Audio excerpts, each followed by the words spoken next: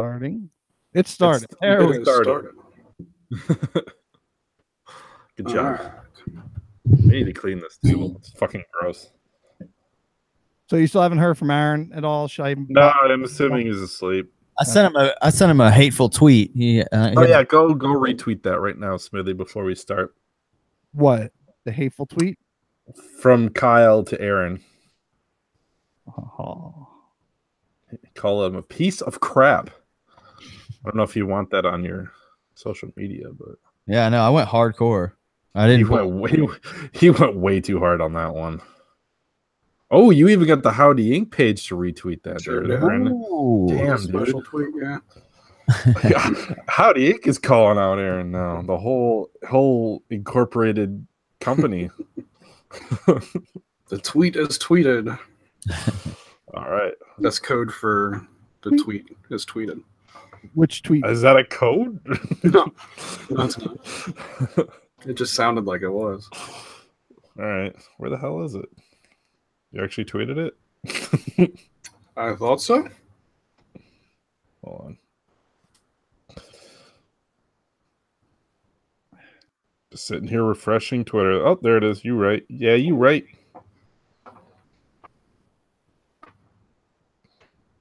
It's got a good old still of smoothie there, too. Good. Hey, Kyle, what is this that you sent with my Bloodwork CD? It's a little tiny, like, miniature Lego Daenerys from Game of Thrones. Okay, I figured it was something Game of Thrones. I haven't really watched the show. I was just like, you know what? I want to give Smoothie a trinket just so he can have. He knows it's from me.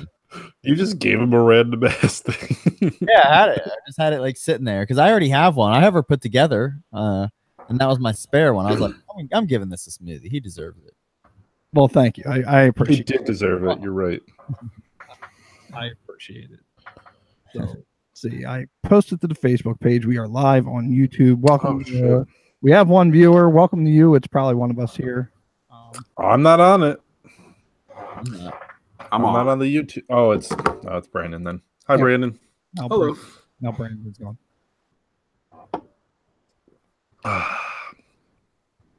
Let's do it. All right, I guess we're gonna start. Start that shit. Hold on. Hold on. Right. I want to bring up someone that you keep an eye on. You're gonna bring up the YouTubies. Yeah. So that won't be fun. I want Howdy Doody. I want Howdy Inc. Howdy Doody. Are you following a Howdy Doody YouTube page? I take a duty. I just got it. All right. I gotta just whatever you say, Smithy. I don't. All right, that's distracting. But well, all right. Did you? Who's bringing it in? You want me to bring it in? You bring it in, Scott? I don't know.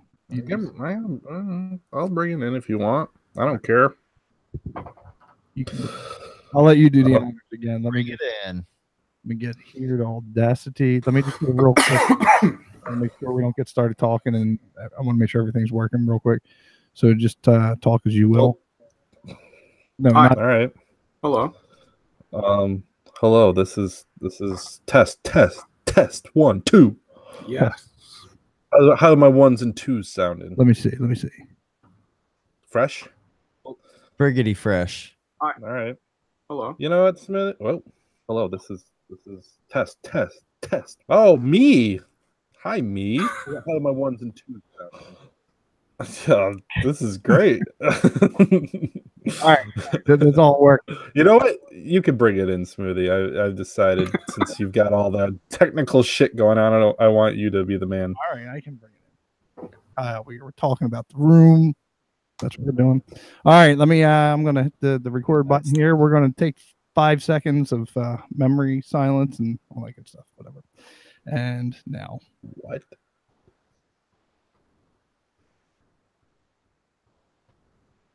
What is up, everyone? It's your boy Smoothie, but of course, welcome back to the Unknown Podcast. It has been quite some time since I've graced stages of the Howdy Inc. dance floor, if you will. I don't know. It's not a dance floor. What are you talking about? I don't know. I'm bringing it in. So welcome. Yeah, you are. Very That's the last time I let you do that. That was awesome. Yeah, man, keep going. It's a very special episode we got tonight. We got our buddy, once again, from Iconoclash here, Kyle, and we are going to chop it up and talk about all things The Room. The Room. Along with Kyle, we also got Brandon. What's up? And we got Scott. Oh, hi, Smoothie. Oh, hi, Scott. And the team is all here, and we are going to get it started the same way we do each and every week. Well, maybe not for everyone, because somebody might not have a certain shot of shoddy goodness. I do have a shot, just not the right shot. It's not the fireball. That's all right, though. I think a couple weeks ago when I was on the fireball, either I was drinking some Jack, but I got the fireball in check here. So is everyone else partaking in the shot? Nah, I don't have anything this week. I got Captain Morgan's once again. So that's what you had last time, and that's good. So let's shoot this bitch up. Cheers. Cheers. Oh, that's not bad. Oh man, that was great. That was What did you have there, Brandon? Caramel vodka. caramel. Oh my God. Yeah, that's what was in the cabinet. It was either that or tequila, and that's not happening. Tequila. That's a hard toss up right there. Yeah. I actually had tequila as well before I got the fireball yesterday, and I was like, I'm gonna get fireball. I'm not just drink tequila. What size bottle did you go with there, Smoothie? For the fireball, just the $9.99 one. Yeah. Or whatever. Pint. Will last me here. The pint, whatever. A My pint. last, A 3 months. pint of Fireball. It's delicious. Nice. The way you chop it off, chop it up. Oh, what are we chopping off? I don't know. We're going bob it here. That's what we're doing. We're chopping something off. I get that reference. But hey, welcome to the 1990s. Aaron and I wrote a whole song about it. Damn.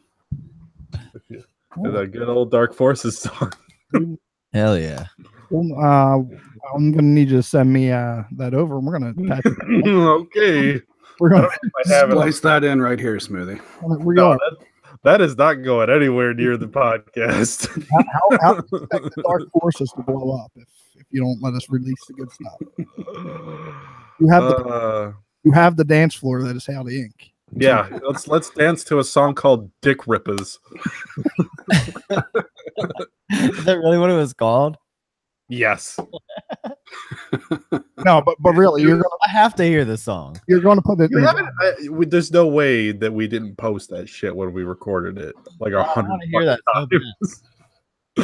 You're not dumbing that into this, dude. I'm not gonna find it for All right, you. put it in the vibe. I just want to listen to it. Do you have it?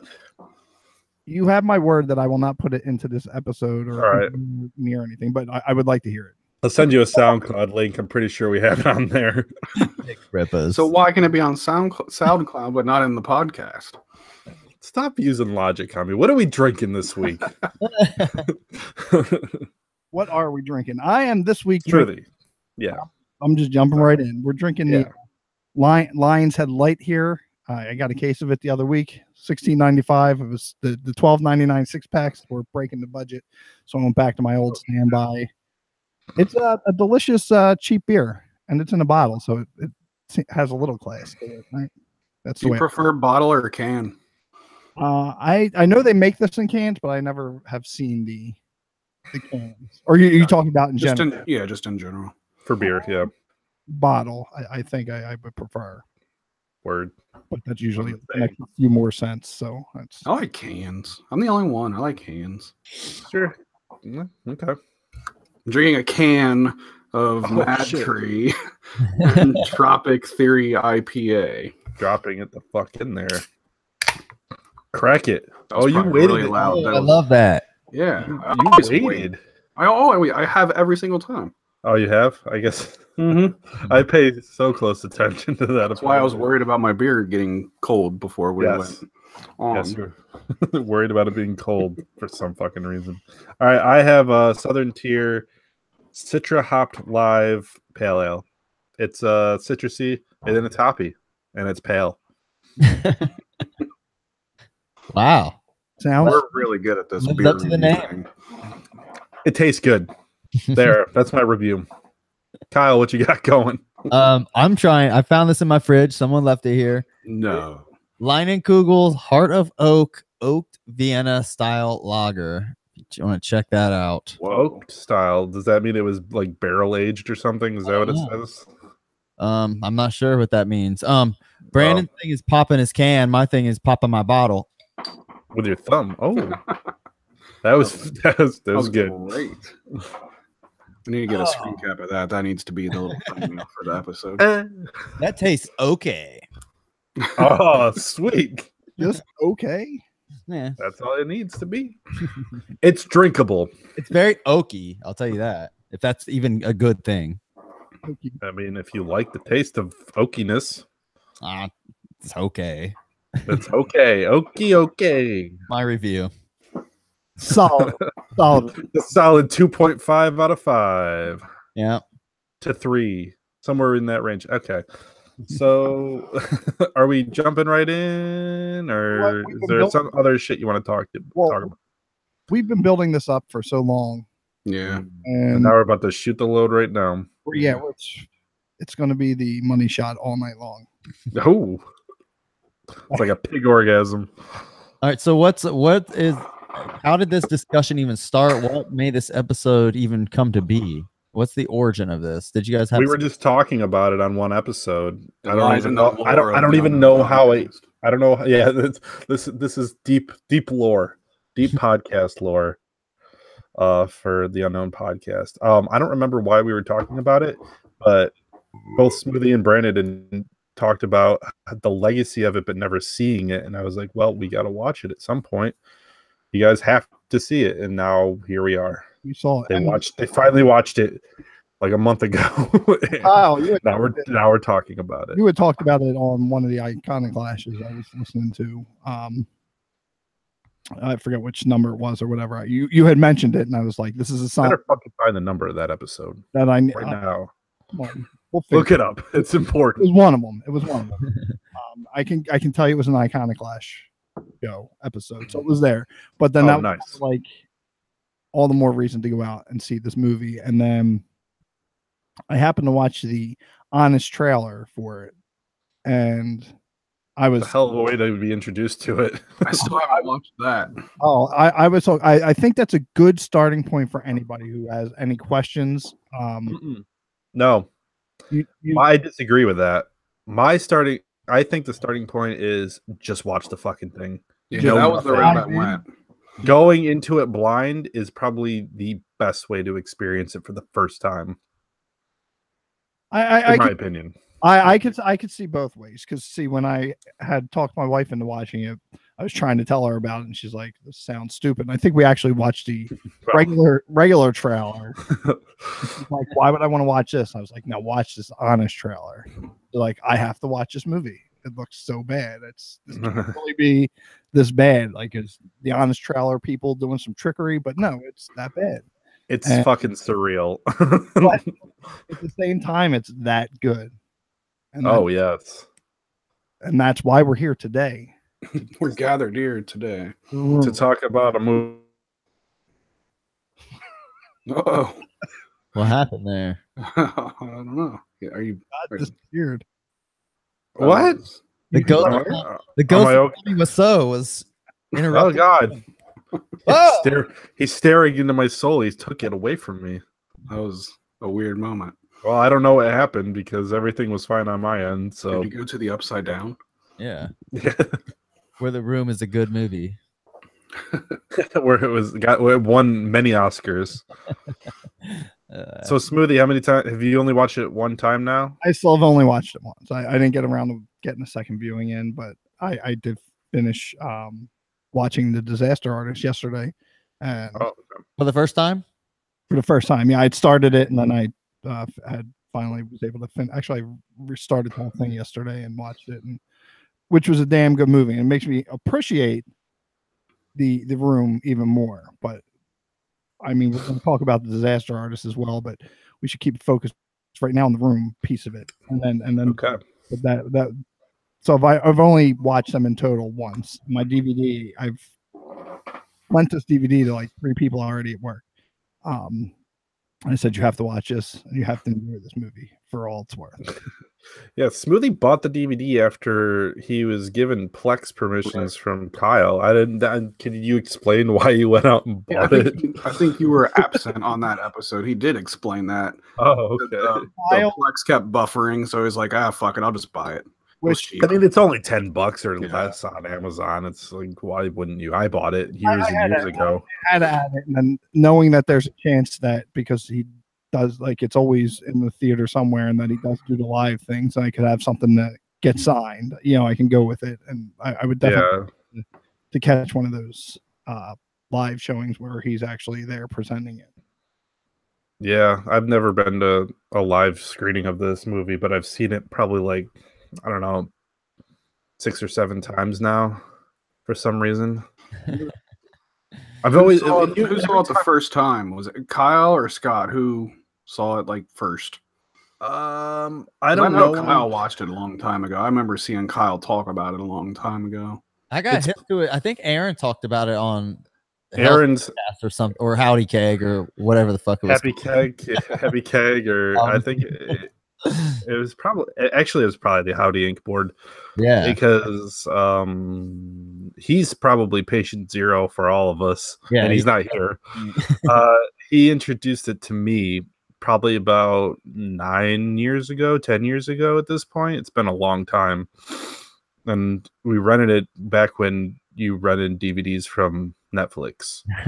And he's like, you got to watch this movie, because I don't know how he heard about it, because it had a cult following before then, with the comedy scene for a while. A lot of comedians and whatnot, they'd be hosting parties, so it got the rounds. And it actually, I think, had a long time ago had a spot in Entertainment Weekly, like they were talking about this giant following that was happening in I think in LA for it when it was first starting.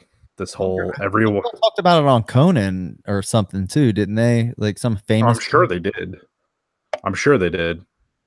So what was it? Was what 2003? Is that 2003? It premiered in like June something or other. Okay.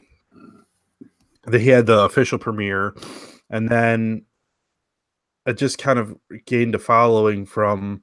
I was actually listening to a podcast that had one of the guests they had on there was the person that kind of started the movement a little bit. He saw the trailer for it somewhere. He saw, because Tommy maybe he still does, I don't know, he had a billboard in, I think in LA or San Francisco, I can't remember, of that poster, that horrid face of his. I don't know why he decided to promote the movie with that Kyle's pointing to it right now. That was who knows how many feet wide, up above highways and shit. And people saw that driving by, and he did like late night ads for it and stuff. So this guy was like, okay, I gotta go see this. And he just started he went and saw it and immediately started making his friends. Like, he sat in that theater and called his friends, like, you got to come watch this. And he watched it like 2 more times that day. And then he just started kind of getting people to, I can't remember his name at this point. He's one of the dudes from 5 Second Films. It's a YouTube channel. But anyway, I don't know how the hell we got on this subject. But well, it's funny where I'm going with it. It's funny that you mentioned the late night ad and everything, because like I didn't do that. You obviously did do your homework, like you said you were setting. I did a lot of homework. I did absolutely none aside from watching them, but yeah. Which is interesting. I'm trying to figure out where the underwear comes into play. Like, if you he just wanted to sell it. I don't think there's an actual reason for it. He just, when I opened it up, it's that inside the DVD. Scott, do you own the physical DVD as well, or not? I bought it off of Amazon, so I didn't get it directly from his store. But did it have the insert with that poster with the picture of him on the front? And then I have it. I don't remember. I don't think I had a poster, to be honest. Not I not. bought it years and years ago. It's kind of like a a little one sheet, like kind of Oh, okay. like an insert with like the track listing, and it's that picture of Tommy, and on the back it's for his underwear. Gotcha. It may have, but I've had the disc in one of those giant disc books forever, so I haven't seen the actual case in a long I was gonna time. say, Kyle's got it sitting next to him. He might have. Oh it. shit! Yeah, let's see Well, it. mine doesn't have an underwear ad in it. I wish I had. Oh. Somebody has the DVD currently. That might be a newer thing then. Maybe. It's just funny. I think it's within the last like 3 or 4 years that he started selling the underwear. It might have to do with that scene where the dude leaves his underwear in the apartment for whatever reason. They're there making out, and if you recall, Yeah, he says me underwears. the underwears. Yes, that's stupid. Like those characters. Well, I mean, any other characters are like, why are you here? There's no real correlation, and the beauty of this movie, and that's pretty much the whole movie. Like, why are these people here? Like, there's no backstory for anyone. What is the room? That was my main question. Why the fuck is it called The Room? Well, and you didn't have the DVD to watch the interview where he explains it. Okay. He doesn't explain it very well, but Okay. I need to buy it too, then I guess. I have to watch. Yeah, I have to go back and watch I haven't watched all that either. But I mean, I assume it was pretty much set.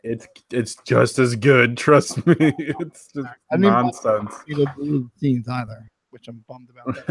So is this dude like? Had he made movies before this, or? No, I think he may have made like a short documentary before this, but that's it. I don't think he really had any film experience. Now, has he made movies since, like, or tried to make movies? He made a show. It's called Neighbors. It used to be on Hulu. I don't know if it's available anywhere anymore. I never watched it, but I heard it wasn't like very good. Like not even. No, no. It's you can take this kind of badness in small doses. An hour and a half movie is one thing, but a whole fucking season or two or whatever it is not something that I can see being bearable. I don't know why you would ever watch it. I did like the YouTube series where he played video games. He's done that kind of stuff. He's him and Greg actually have 2 movies.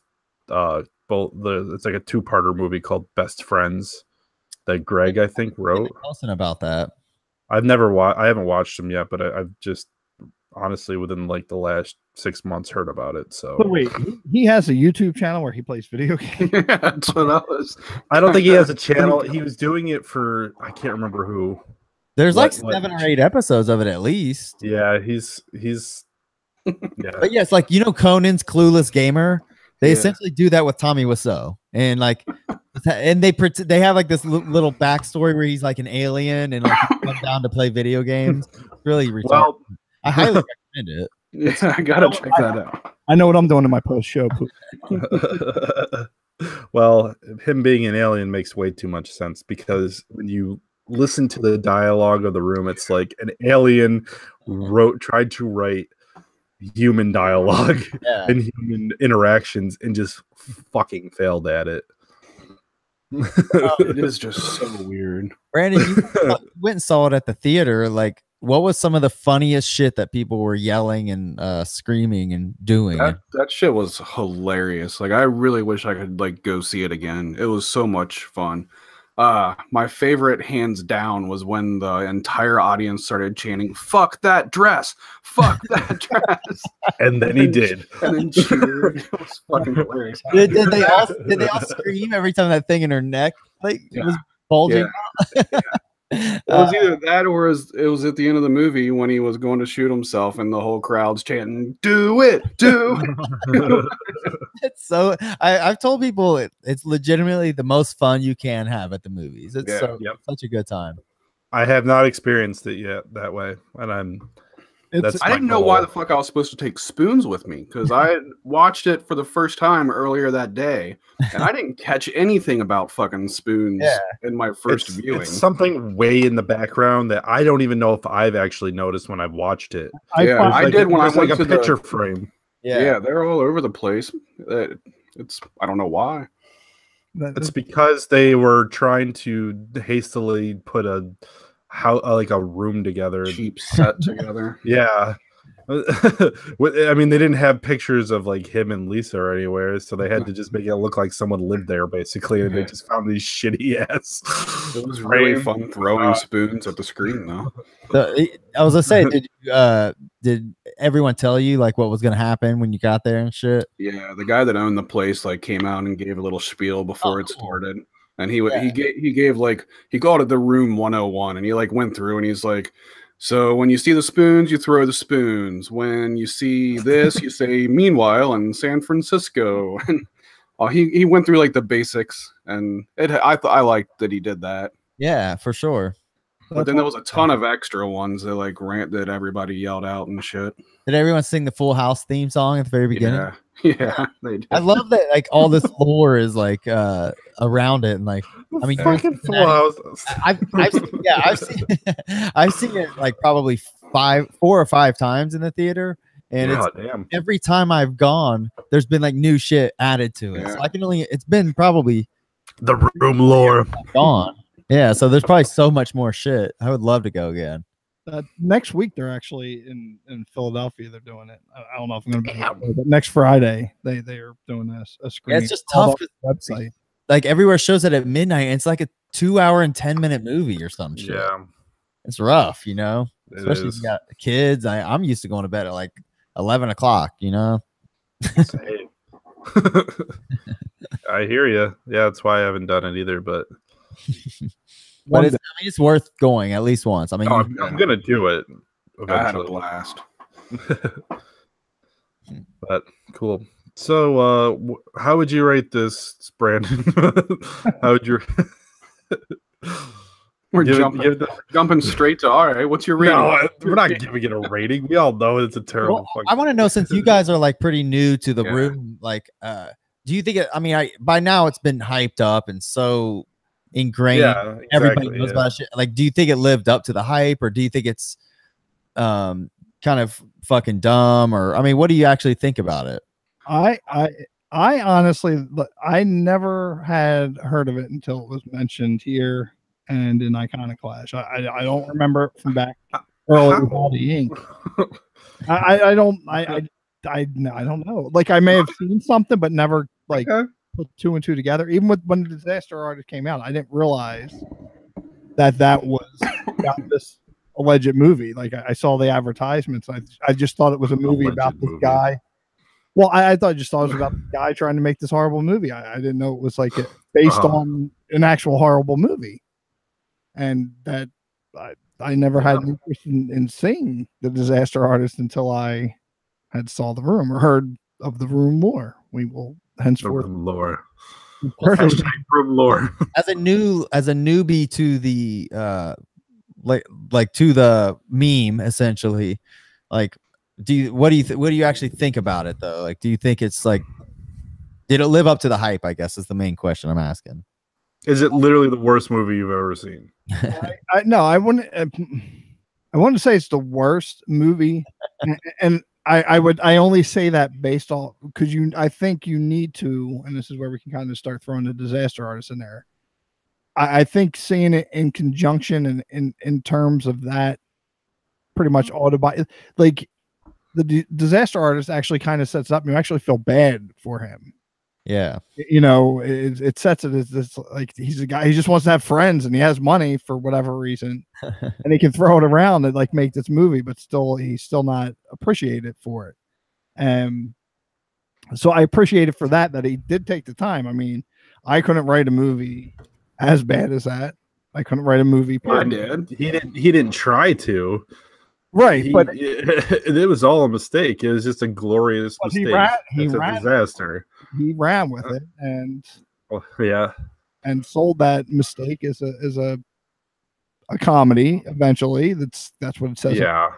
He did that after everyone was giving it shit. He did not write that as a comedy. No, that was a retroactive thing. It's like, oh, it's a comedy. It's not. It's supposed to be. But that was brilliant right there, because now he's making money hand over fist because Yeah. people. Yeah.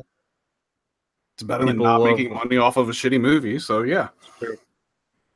it lived It's up to true. the hype for me just because I was lucky enough to see the live screening right after I watched it yeah. for the first time. Like if They I would have did a just double watched it for the first time, I would have been like, yeah, that was pretty fucking stupid. Then because of the way I got to watch it again and that being as fun as it was like, yeah, that was really cool. Like I'll never miss that again. Yeah. Sweet. Yeah, that's awesome. I'm glad. I'm glad that you like it. You know, it's always awesome when people like hop on the shit you're into. You know, I'm glad. It always sucks when you introduce something to someone or you try to like tell them it's cool and then they fucking hate it or think it's Yeah. a waste of their time. Well, they have to really be into bad shit, like making fun of bad shit. Because if you're just showing someone this movie that has no threshold for that, they're gonna hate every second of it. Yeah. So you have to really have that. Enough to where it makes sense that we all enjoy it, but Yeah. there's definitely people out there that'll just watch it that are like, this is fucking stupid, and that's the end of it. Yeah. And you can't blame them. Yeah, No, it's like the dumbest thing that's ever been written. like I'm sure that's how my wife thinks of it. You know. Yeah. But I think to a certain point, it's that way. You know, people watch it and they'll say, "Oh, this is the dumbest shit ever." But it's like if it were to, and you know, I don't know if you see it on cable channels or whatnot, but it's like if it comes on, you're going to sit there and you're going to watch it because it's so dumb. You're like, "Oh, this is so dumb. This is so dumb," and the movie's over. That was so dumb. Why did I say watch it again? And you're going to watch it time after time. The only reason I haven't watched it more than once yet is because I've lent it out. I uploaded it to my my Plex and everything, but me and my trend with movies, I watch for 5 minutes and fall asleep. Yeah. Good, bad, and different movie, I'm falling asleep. I don't feel like it's a movie you can really watch by yourself. I can't imagine watching that movie alone. That's how I watched it the first time. I can't imagine doing that. Like you need to have a couple drinks in your hand and some people around. Like, It's the best way to watch it. Either of you guys, do you recall like even like laughing or finding anything that like was redeeming about it, like while you were watching it, or after it was over, did you immediately just kind of think like, I mean, hell is redeeming the first part of the movie that made me laugh out loud on my first viewing that I watched by myself was when he went into the flower store and they said, he said, "You are my favorite customer," or whatever. Oh, hi, doggy. That was so. It was like, yeah. It was hilarious because it was like the dumbest thing because they all just threw out this dialogue like bam, bam, bam, bam, and then he walks out the door. Yeah. It's like, oh, hi, Tommy. I didn't know it was you. It's like, you didn't know it was him? Look at him. But You're my favorite customer, but I don't know it's you. Oh, he didn't know it was him because he had his glasses down. Oh, you're right. Why is he going to flower shop so often that like Right. recognizes him? Because Lisa's so beautiful. Yeah, he treats his girl so well that he goes to the flower shop all the time. Oh, yeah, that's that makes And sense. as he's walking away, "You are my favorite customer." Like, It's like all quick. She's like, "Oh, thanks. Okay, bye." Yeah. They just like they hastily got that dialogue out because that like neither him nor that flower shop person could remember their lines, so they're just like blah blah blah blah. They get the fuck out. I guess the take with the dog when he said, "Oh, hi, doggy," they did a bunch of takes before that, but when he said that is when he first noticed there was a dog sitting there. He never saw it before. It was like this giant fucking dog sitting on the counter, and he didn't know it was there until that take, and that's the one they kept for whatever reason. Oh, hi, doggy. I'm so glad they did. Oh yeah, it's fantastic. It's like one of the best lines of the movie. Well, I mean, "Oh hi" is like how everyone walks into a scene, and they just every scene they greet each other. "Oh hi, oh hi, Mark. Oh hi, Denny." Did anyone dress up in a red dress at the screening you went to? no, there was a guy dressed up as Tommy, but that was it. At the theater by us, last time I went, at least, anyone who came in a red dress, guy or girl, got in for free. Shit, I would go in a red dress. I saw it for free. I didn't have to pay for it anyway. Oh, that's shit. That's awesome. So Yeah, now you saw it on a patio, right? Yeah. That It, sounds so cool. At a speakeasy video store. Wait, I was gonna say, Oh, did yeah. you talk about that on Howdy Radio, or did you already talk about your how that experience went on here? I think we talked about it on here the last episode. The last Yeah, episode, that like a was month really ago. cool. Yeah. I'm so jealous. I wish there was somewhere like that near us. Yeah, that's where we were supposed to be tonight on this date night thing. They're showing the Blues Brothers tonight, but then we weren't able to go. Oh, Yeah. Going back to the question too that was asked. That was a fucking question. There was Sure. initially Somewhere Kyle watch- had a question. no, maybe it wasn't. We were just talking about watching it by yourself or watching it with someone else, but the parts where you found funny or whatever. The Yeah, thing- that was Kyle. Kyle asked that. Go on. Sorry. So I think for me, because I did watch the Honest trailer before I watched the actual movie, like I knew stuff was coming, so it prepped me. But it still made it funny because I knew it was coming. I was like, oh, this really happened. Like this wasn't just like edited like fancily by them. No, to watch that.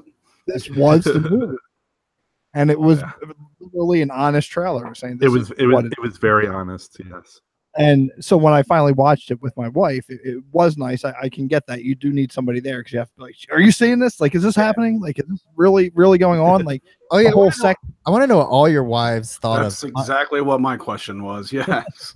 Like mine didn't. Mine like watched it and thought it was like ironically funny and shit, but she does not like give a fuck about it. You know, she's gone to see it at the theater a couple times, and that definitely made her appreciate it. Like just to laugh your ass off, you know, for an experience. No, my wife, she enjoyed it. She did enjoy it, and enjoyed enough that we started watching The Disaster Artist. And what is this guy doing up here? Get the belt. Special guest. It's all right, man. Take care of your business. Well, hold on. We know it's we know it's coming. So we dun. we had watched it, and she appreciated it for what it was. Like I said, to watch The Disaster Artist and give it a shot. We haven't finished watching that together, but it was that same situation. Like it's so bad, it's good. I don't know. We probably would watch that again together. The Room. Yeah, my girlfriend probably won't rewatch that. Like she thought it was funny for a while, but probably about halfway I could tell that I was completely losing her at it because it is an endurance test. It's just so long too. It's too long. It is way too long, but you still have to power through it. Yeah, that's pretty funny. What did Liz think there, Brandon? How did she react to it? She has only seen it at the live thing. So it was probably a good experience for her. Then. So she enjoyed it. Like, I mean, she had no idea what the fuck was coming, but I really didn't either, I guess. So yeah, I don't think she'd ever want to sit at home and watch it, but I think she'd go do that again. Hell yeah. Mm-hmm. And her and I have said, "Oh hi, Liz," and "Oh hi, Brandon," 10,000 times in the last month. So. Great. And that's what makes it such a great movie, that you can do that. Endlessly quotable. and the one thing I was going to mention too, with when Brandon was saying the first part, I'm just going back because lost my train of thought there, about the first time laughing out loud. I think I found that pretty funny that the first sex scene they have, ridiculous. My God, 1 of 4. but not just the sex scene itself, but when they do it again later, it's the same scene. They just used the same scene. It's like that's the same. I didn't notice. How did I not notice that? I was waiting for like her when she was doing Greg to be the same. I was like, that's the same scene. You see the roses on the thing, and they recycled the same scene. And there's like 3 sex scenes within the first 15 minutes, I think. Right. When you first watch it, you think, is this softcore porn, or is this a real movie? When we were watching it, that's when Liz looked at me like, "What the fuck?" I mean, when you look at it, it looks like an incredibly cheap porn before they even get to any sex scenes. And I told her, I was like, it's like this for the beginning, but then not really again for a little while. So get through this part. Then the betrayal happens. And that's all they fucking talk about. He's his best friend. For friend. the entire movie. Yeah, in case you didn't know, Mark is Johnny's best friend. Yeah. and they're supposed to, and Johnny's supposed to get married to Lisa. Those things are definitely said every fucking scene. And Lisa just They're best friends. That's one thing they let me say that. He's my best friend. And so what is it with just tossing the fucking football between each other? That's weird. He's an all-American man. There's so many subplots that just like disappear, like the fucking mother-in-law who has breast cancer. I got the results. They definitely have breast cancer. And then her Well, daughter, that's I don't have time for this. Yeah, you'll be fine. I don't have time for Right, you'll be fine. Don't worry about it. They say that a lot No too. It's mention just of like it ever again. don't worry about it. But yeah, Everything's okay. each and every scene there is just random like stuff like that. Like the Tux football scene, which involves football and tuxes. Hey, I was supposed to speak. Yeah, getting their wedding pictures. It made sense. Oh, I see. I didn't hear anything about Yeah, I didn't know they were getting wedding pictures. I thought it was at the wedding, but then it was not. That's what I thought. And why would you get in tuxes to get wedding pictures before the wedding? Tuxes that definitely do not fit them well. They're like swimming in those fucking things. They were. Toss the football around in tuxes. Oh, what, you chicken? Cheap. Yeah, and then the Peter or whatever the hell his name is falls over. Like, oh, I'm done. I'm a psychologist. End of And scene. that's it. That's the end of the scene. It moves on. Another one of the good things that everybody yelled out at the live thing was when a random new character joined the movie, they would yell, "Who the fuck are you?" Which happened like 10 different times throughout the movie. The psychologist friend guy, like, who the fuck was that guy? Yeah, he was literally like more than halfway through the movie introduced. He's like, all right. And then he comes in and gives like advice. Like, Right. what life advice? He became like main character, like he had been there the whole fucking time, but he had not. He did not. And then like we were talking about the blowjob people. Like they came to the apartment for what? Like, why did they come? And then leave? Well, he did. Yes, he made that very Yeah. As they zoom in on his face while she's blowing, and he's goofiest fucking face you've ever seen. Like, oh.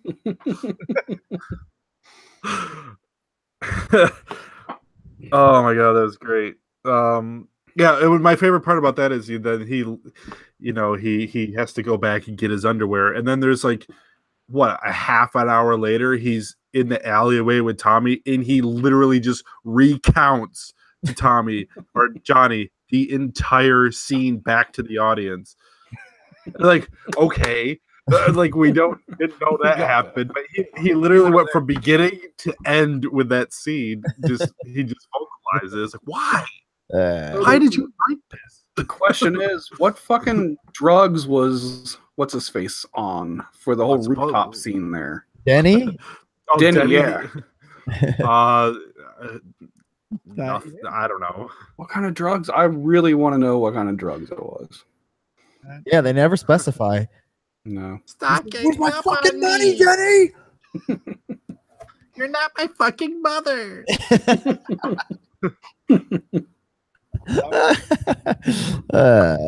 There's like some very anti-feminist. Oh, it's so anti-woman. It's hilarious. That was another one that everybody yelled out was because you're a woman. Yeah, that's like literally everything that Lisa's and it's talking all because about. of the mom. It's because of her mom. Yeah, she's like, I know you don't love him anymore, but you got to think of your future. Make sure you stay with him, though. Because he can pay for everything for you.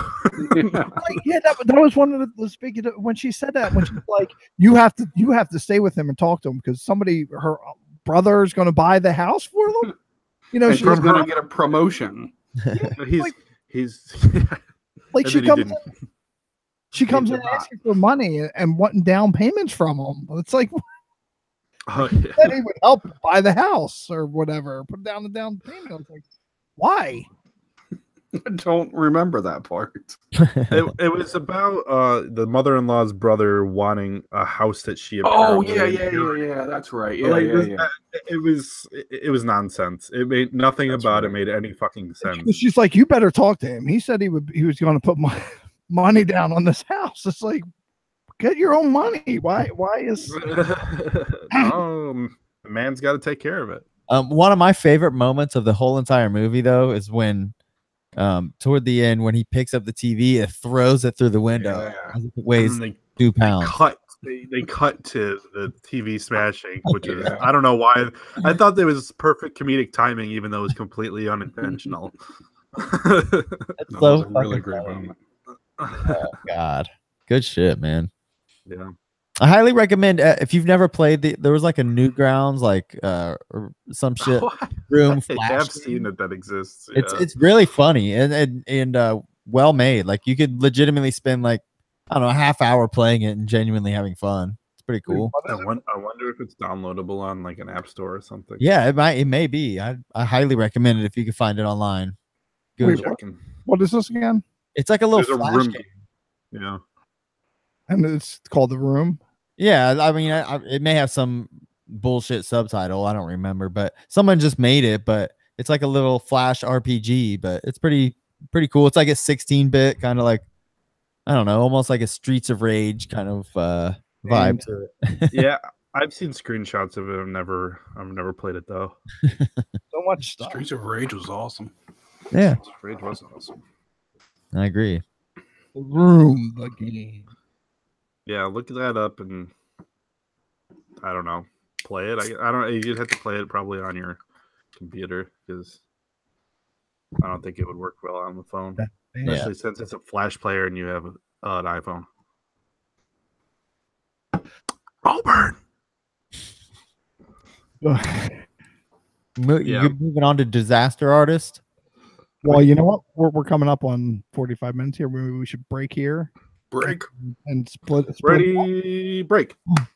All right, ladies and gentlemen, it's that time. As we have just told you, we're going to take a break. We're going to refresh our beers, refresh our shots. We're going to come back with another shot, boys. That's what we're going to do. And we will be back after this word from our You're friends. doing another shot. Smoothie. Yeah. All right. Shots. So enjoy this word from our friends at Howdy Inc. and probably the Unknown Wrestling Podcast. Oh, you're gonna do that one again. Keep doing it. I'm going to whatever. He's gonna do it until you make another episode, Brandon. You kind of have no choice now. Let it just be a meme that it's a podcast that only had one episode. Be done with it. There's plenty of Howdy things that only had one episode. It's not the first one. The SAS show that had that. Or do it once a year, only after WrestleMania. Perfect. That's exactly what we'll do. I'm kind of shocked that this is continued on as long as it has. Yeah, we're doing things here, kind of. Yeah, I feel like we still got a lot of the movies to even talk about if we want to. Yeah, let's continue on the movie. Yeah, we can talk talk about the movie. A lot. We're just trying to like, keep recapping the movie, but I do like hearing everyone's opinions and shit.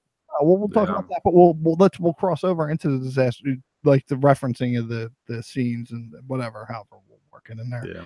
But yeah, I'm gonna go refill and pee. Good. I've already paused it. We're good. Okay. They're hearing from the Unknown Wrestling Podcast. That's what they're hearing from right at this moment. let's go. So, all right, let me go do Go that. get your shot, bruh. Shot. Go beat your kid. Darn right. He's yeah. Well, I mute my microphone just so you can. Yeah, I don't want to hear the screams. Yeah, it's bad enough imagining what's happening, let alone hearing it. Sheesh. Kid doesn't understand podcast etiquette, I guess. Had to come right downstairs. What is going on in the background there, too? Look at this screen. Let me click it so I can see it bigger. Oh, it's stuck on mine, so Oh. I don't know why. Usually it's a rotating thing. Yeah, you may have it. You may have clicked it. I think if you click it, it'll stick it. But click it. Oh, there we go. I unstuck them.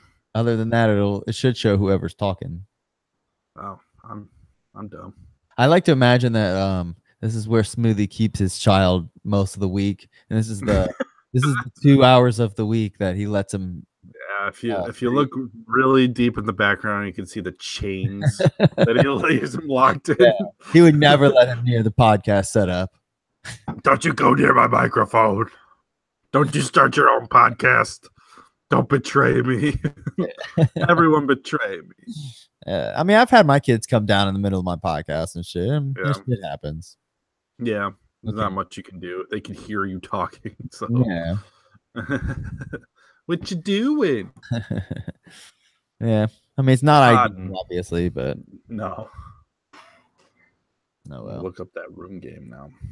Yeah. Oh, yeah. You should definitely find it and post a link. I mean, it's been probably 5 years since I've played it. Oh, yeah. No, there's another game that's like a point and click game called The Room. So that's what's taking up most of the. Oh, yeah. I've played that. It's actually really fun. Is it? It's one of those like escape the room type of things where you got to do this to find this. It's really well done. I like it a lot. There's like 3 or 4 of them. I've got them. I've like found them free or when they were like 10 cents, and I had some Google Play credit. Oh yeah. The Room Flash. I'll probably maybe the Room Flash game or some shit like that'll work.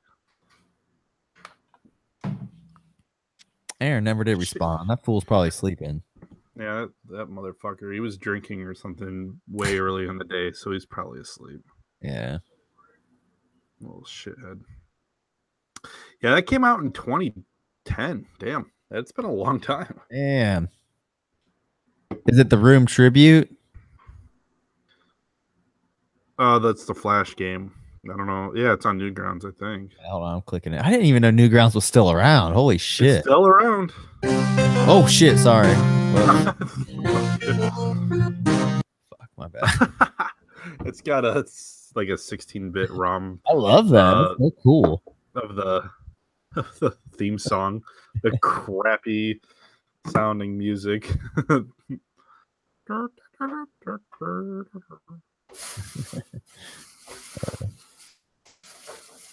Good stuff.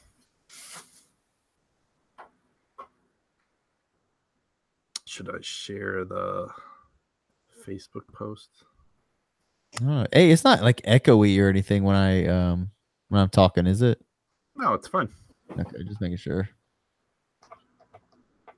I was scared that like it was capturing the audio from the show and me and making some kind of audio loop.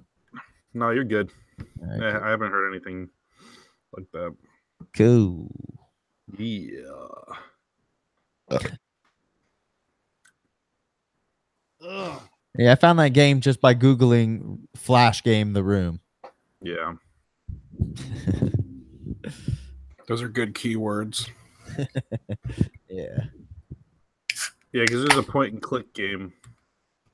It's called The Room, where you have to like escape a room and shit like that. So Yeah, I remember that. If you just Google The Room game, you'll probably never find the game.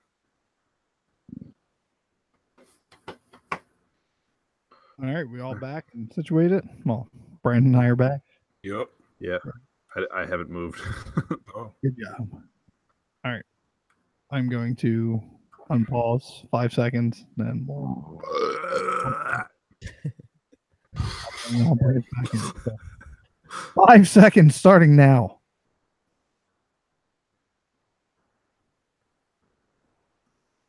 And we are back, ladies and gentlemen. We hope you enjoyed that fine word from our friends at Howdy Inc. And we've been talking about The Room. We're going to switch gears a little bit and kick over to the disaster artist, the autobiographical, I guess. Yeah, Greg wrote the book. To call it. Greg wrote a book. Greg, he played Mark in the movie. Mark Sestero. Yep.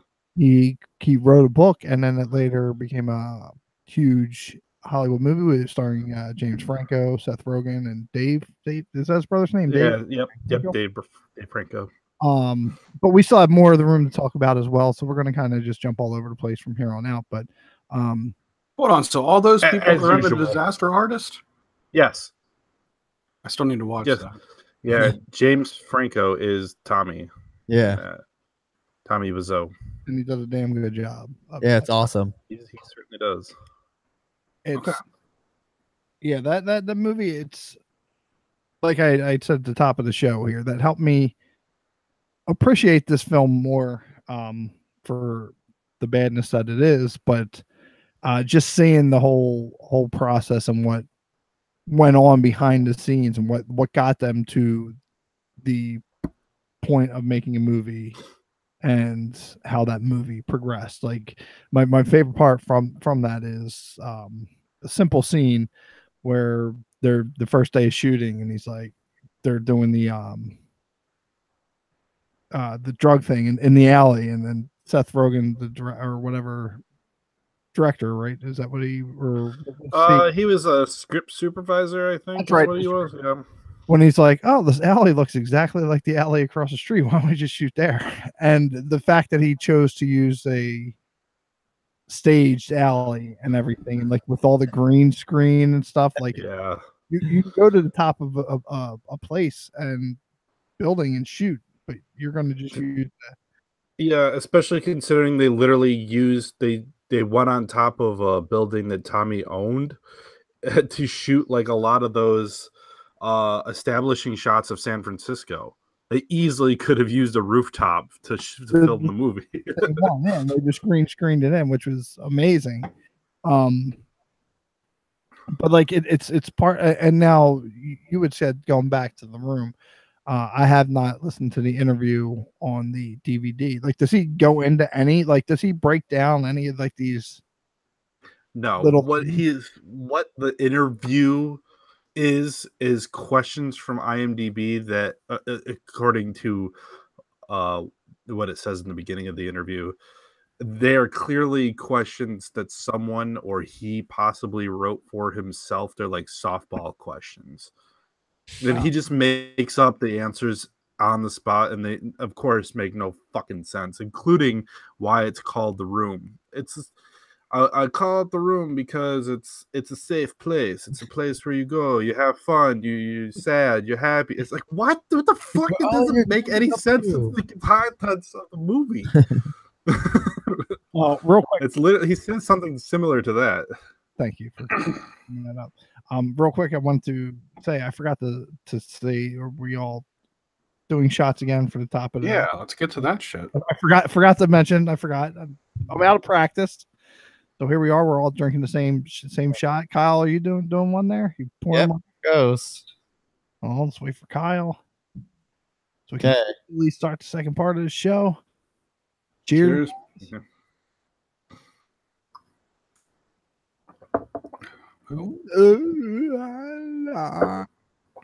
By the Good way, reaction to a shot. that's so That's pretty good. that's so much more than a shot or two. Did you fill it? No, I go to like this. I don't know, kind of get it. So Did you fill it? here, Well, yeah, I mean that's like a triple shot if you filled it, or at least. so, but it's good. It's delicious. But back to what we were talking about. The thing, I'm still drinking on the same kind of beer, as I assume everybody else is. So, Yes, ma'am.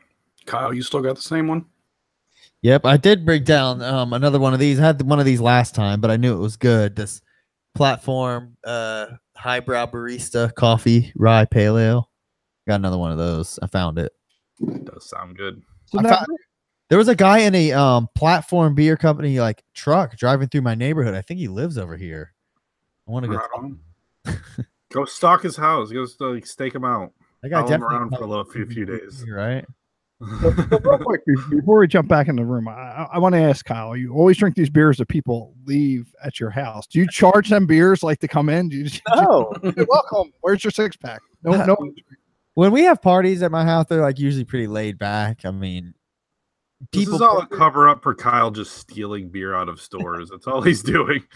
I just steal so many beers, but people don't drink a lot when they come to my parties usually. So somebody will bring like a 6-pack, put it in the fridge, drink one, and be like, okay, and then leave, and then they just leave the rest here.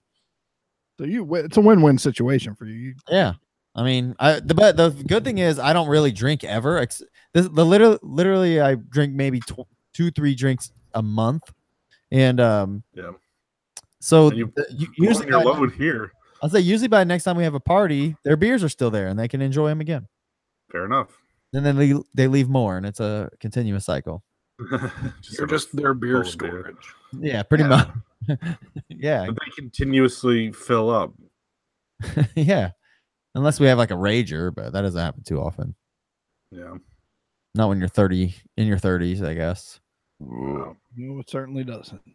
Not a whole lot of ragers going on. Yeah, This is our lives, ladies and gentlemen. I'm good with This- it. Yeah. This, Good this is podcast our maintenance. usually my quote unquote rages are the fucking podcast at this Yeah. point. My drunkest is while I'm sitting here drinking too much in a very short amount of time. Which I'm not doing tonight. I'm being a good boy. Good job. Expecting the Mulan remake. I understand. Yeah, I gotta respect the movie. I don't know what that means. When are we going to do a Moulin Rouge episode? Whenever you want. Seen that movie. I'll go off the memory of the one time I passively watched it. I saw it in theaters when it came out. That was it. Oh, I see. Smoothie's got his Fago going. Yeah, I'm saying this is just a commercial for the live the Juggalo episodes coming. 3 episodes from now. We're almost there. We should be. We should just do 2 episodes this week. So next week's the Juggalo episode. Just we- like cram them in the week. No, it'll work out perfect if we record next week, and the week after that, the following week will be the week after the gathering. All It should be if I have the Okay. calculation figured out. Because the gathering is the 18th, I think. So next week would be the 15th, 14th, 15th. Then if we record it the week of the gathering, a normal episode, and then 17 would be the following week. I gotta say That's the exciting. gathering lineup is not bad. I Yeah. haven't looked at it.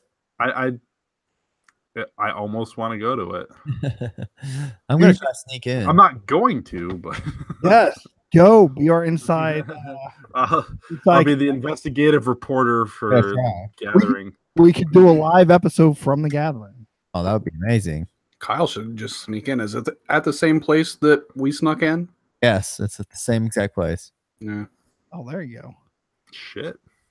Well, maybe we'll have to go now. And then we got chased by the Juggalo police, and you left your wife behind. It's a terrible story. Yeah. Relived it many times. Were the Juggalo, were the Juggalo Jugg- police going? Juggalo. "Woo, Tara's giving me shit for that for the past 10 years. I didn't know that was something that she had continued to give you shit for. I mean, Oh, it yeah. makes sense that Oh, she has. It's brought up many times around my I house. didn't realize that I was bringing up a sore subject by mentioning it. You just tore a scab right there is what you Yeah. did. Just gives me Yeah. shit for it. Gotcha. He probably finds the right opportunity and be like, "Oh, just like that time you left me." In the attic, right? Yeah, right. No, that's literally how it happens. But All right, so you got maybe we'll save it for the Juggalo episode. Yeah, back Tell us that one. back to the room and back to the disaster artist Juggalo episode coming soon. We're losing Brandon right now because he's remembering. Oh shit. Yes, exactly. Good times. Oh, I'm sure. All right, so let's bring it back. I don't know how we're gonna bring it back. Just kind of power through it there, Smoothie. Bring it Bring in. it back. I mean, I don't know. So we're talking about the disaster artist. Okay. But Brandon, you said you haven't seen it yet. No, I still haven't watched it. It's on Prime if you want to watch it. I don't know if you have Amazon Prime. I got it on my Plex, Okay, that works too. but I do also have. It's it's a definitely legitimate good movie. Yeah, pretty good movie. well done. Subject matter aside. I was saying no spoil. I mean, I don't want to give spoilers away, but how Spoilers. No, whatever. well how Spoilers. I mean, if you've seen The Room, you'll know what the disaster artist is about. but the I'm talking about the end, like where, like I said, I legitimately felt bad for him. Yeah. Once you saw like that, Greg is going and He's kind of a trying to do tragic figure. Yeah. Yeah. his own thing, and it's like I don't want nothing to do with you. Then he goes off and does his thing, and Tommy like shows up pathetically at the play that he's doing, Yeah. and then to invite him to the premiere and everything. It's kind of like Yeah. it's like if you like the movie, I highly recommend either reading or listening to the book. It goes so much further, and they've cut out. They had obviously to make a movie. They had to cut out so much important. I felt like important stuff. Yeah, I definitely should listen to that. I never have. no, It's really good, and it's actually narrated by Greg, and That's he what I'm does a spot on Tommy. That's awesome. He does it so well. that's awesome. Okay, I was going to ask if it was narrated by or read Yep. by, so I'll have to get that. You can get that like on the digital platforms, right? I'm sure I could bootleg it if I. Oh, I'm sure you can find it somewhere. I did one of the free trials on Audible and downloaded that way, so I can't share it. I don't think how long is it like about 10 hours. I think. So it's pretty short for a book. 10 hours to listen to someone read is actually pretty short. But it'd be good. That'd be good to and from work material. Yeah. I re-listened to it this week, earlier in the week. I just put it on like 1.7 and I killed it in like 2 days. Nice. So I listen to my podcast at 1.3 and it's like that's the threshold. If I go any faster, I can't understand it. yeah, it can be pretty jarring. I've listened to stuff at like 4.0. I was like, oh my god, what is it? They're like chopping. It's like Tech Nine's fucking rapping the book to me. I can't even soak that shit in. All right. So we got the book, and there's a physical book too, right? Like obviously. I believe so. Yeah. I'll probably have to add that at some point just for hoarder's sake, if you will. Yeah. Well, of course. Because I'm probably going to end up getting the Disaster Artist as well to add to the collection. The DVD. Yeah. All right, Kyle, you've met the motherfucking guy, right? No, I've never met him. Oh, you bought the autograph off of. Yeah. Okay, gotcha. Yeah, if you buy the shit directly from his site, you can like ask him to personally sign it for you. Gotcha. And he'll do it. It was free when I ordered mine. I don't know if he charges for it now, but yeah, I wish. I think you can, or at least you used to be able to buy the original script. Oh, I think you still can on his site because I was looking to see about I believe Aaron bought it. That's awesome. I didn't check the price, but I did say because I was looking to see when it was coming to Philly, and it's coming next week. But when he specifically was coming, because my buddy I work with said that he usually comes through town once a year to do the whole live thing and talk about it. So yeah, you should definitely do that. I don't think it's obviously this week because he said it's usually like in the fall. So I'm going to keep my eyes out to see if it does come because I definitely want to go to one. So does he like constantly tour this movie? Like that's what he does now? Yeah, there's certain at least there it said like it has like a few theaters on there that are like pretty much constant. And this one in Philly is like a once a month thing. We'll do it. And I'm pretty sure, yeah, he goes to like a lot of them in LA because I think he lives out there. Okay. So he goes to those a lot. So he does tour like across the country and does them as well, right? Yeah, because they've gone cross country with that. They've gone to like Europe and Australia and stuff like that too. Gotcha. That's amazing. Yeah, it's fucking crazy. I earlier this week I was looking up to see how much it technically grossed, and I guess there is no way to find out, but it's estimated to have made at least 30 million, I think, which I mean it's not a lot, but it was like a $6 million budget, but he's made back his money. He's made back his money. It's unbelievable that he spent $6 million making that. Yeah, no kidding. And but he had it. But that's the interesting thing. Like I want to know, like clearly he has an accent. Clearly he's from somewhere else, but he is a very mysterious person. We can all agree that's it's very well known. But like, Yeah. where like is this? Do you think it's an act that he's putting on? No. You think that's him? Like that's his? Let me go to his IMDb page. It was not too long ago. It was updated with like his actual name and origin, I believe. Whoa, really? Yeah. Did you ever hear the conspiracy that he was DB Cooper? Yes, I did. Yeah. It's pretty outlandish, but yeah, he's apparently from Poland. Which I would have guessed why not? Transylvania. Yeah. He wanted to have speaking of Transylvania, he wanted to at one point his script possibly was gonna have like vampires in it and shit, and like a flying car. Like He should do a The Room too, where he comes back as a vampire or some shit. that would be pretty sweet. I think there's been rumors that he's gonna do another one, but I hope not. It'll never live up to the hype. I mean, No, and then he's gonna be purposely trying to write it bad, and then that never works. but yeah, I don't know, man. I mean, Purposely trying to do bad shit, it's usually not. he like, seems bad, like good. he seems like on the spectrum enough to where, like, he might just have a knack to do it even without thinking. You know, I'd be curious to see, but I never did watch his Neighbors series, so and I heard that was pretty hacky. Yeah, I wouldn't. But I mean, maybe if they gave it. Maybe if they gave him free reign again, I feel like maybe there were some producers behind that or some shit, you know? I don't know. He could probably finance another low budget movie easily. Yeah. Obviously, he already did one, and now he's made way more money since then. So if he made another one now, then there'd be more studios that would be willing to give him money to do it just because of what it's become. yeah, the cults, and it's like a sensation, like an underground sensation that's now become like mainstream, basically. But now it's funny that you say low budget because $6 million, while it's not like a Hollywood blockbuster, numbers. But if you look at like movies, and I know you got to account for inflation and whatever, but like a Friday the 13th or something that only costs like a couple $100,000.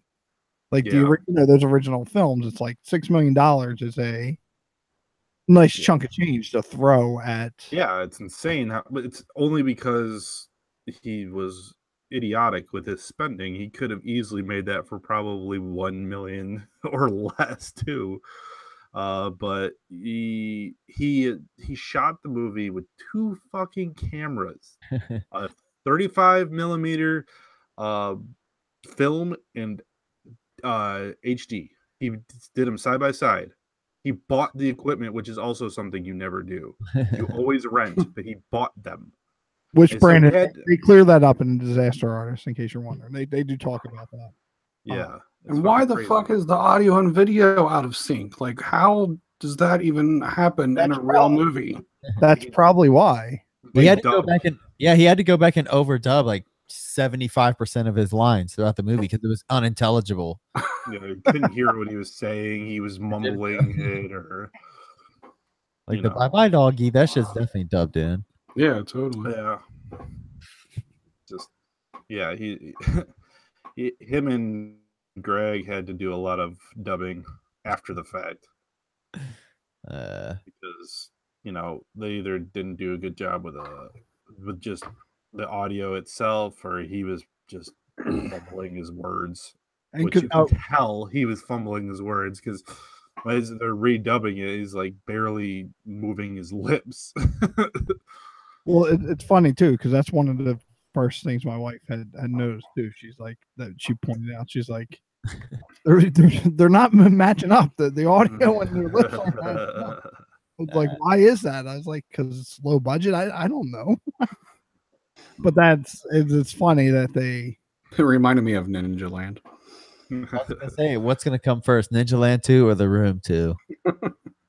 Ninja Land 2, 2019. Hopefully, we have some better technology. I mean, we can get some good shots of Muscle Man here in the basement. Our phone cameras look way better. Oh no shit! Camera. For those of you wondering, 4K now. For those of you wondering out there and listening, Ninja Land is Brandon and Kyle's. We'll say Howdy Inc.'s baby. That is the thing, and that will be available shortly for purchase. We're gonna be more DVDs. Oh, We'll really? start doing the theater tours of it and shit. There we go. What if that did get like a cult following? It should have a cult following. Throw that up on Iconoclash. Let's see if we get any takers. I'm pretty sure it's on YouTube. We did an entire Keezy show about it. We did a live We did, commentary. Yeah, you played it in the background while talking. Yeah, Basically just laughed for 45 minutes. great. Good stuff. Yes. I remember downloading both versions of that. There's the normal one where you guys have the dub, and then there's the one where you guys didn't. You just sent whatever the hell you guys were babbling about. Yeah.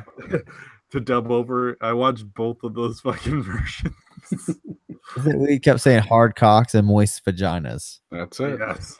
You know, at minimum, you guys should go back and redo that with our cell phones because it's much better quality than the camera.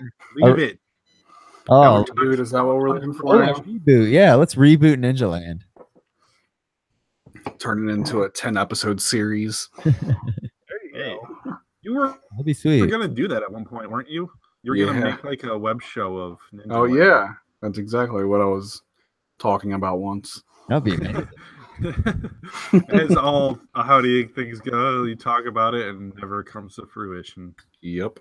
Howdy Inc. has the best ideas since 2004. And Only ideas since 2004. How about Howdy Inc. likes to try all kinds of shit? There you go. And Hey, we gives made up it to on 14 immediate- episodes on this show. That's pretty It's good. true. Not afraid to try it. Not afraid to give it a shot.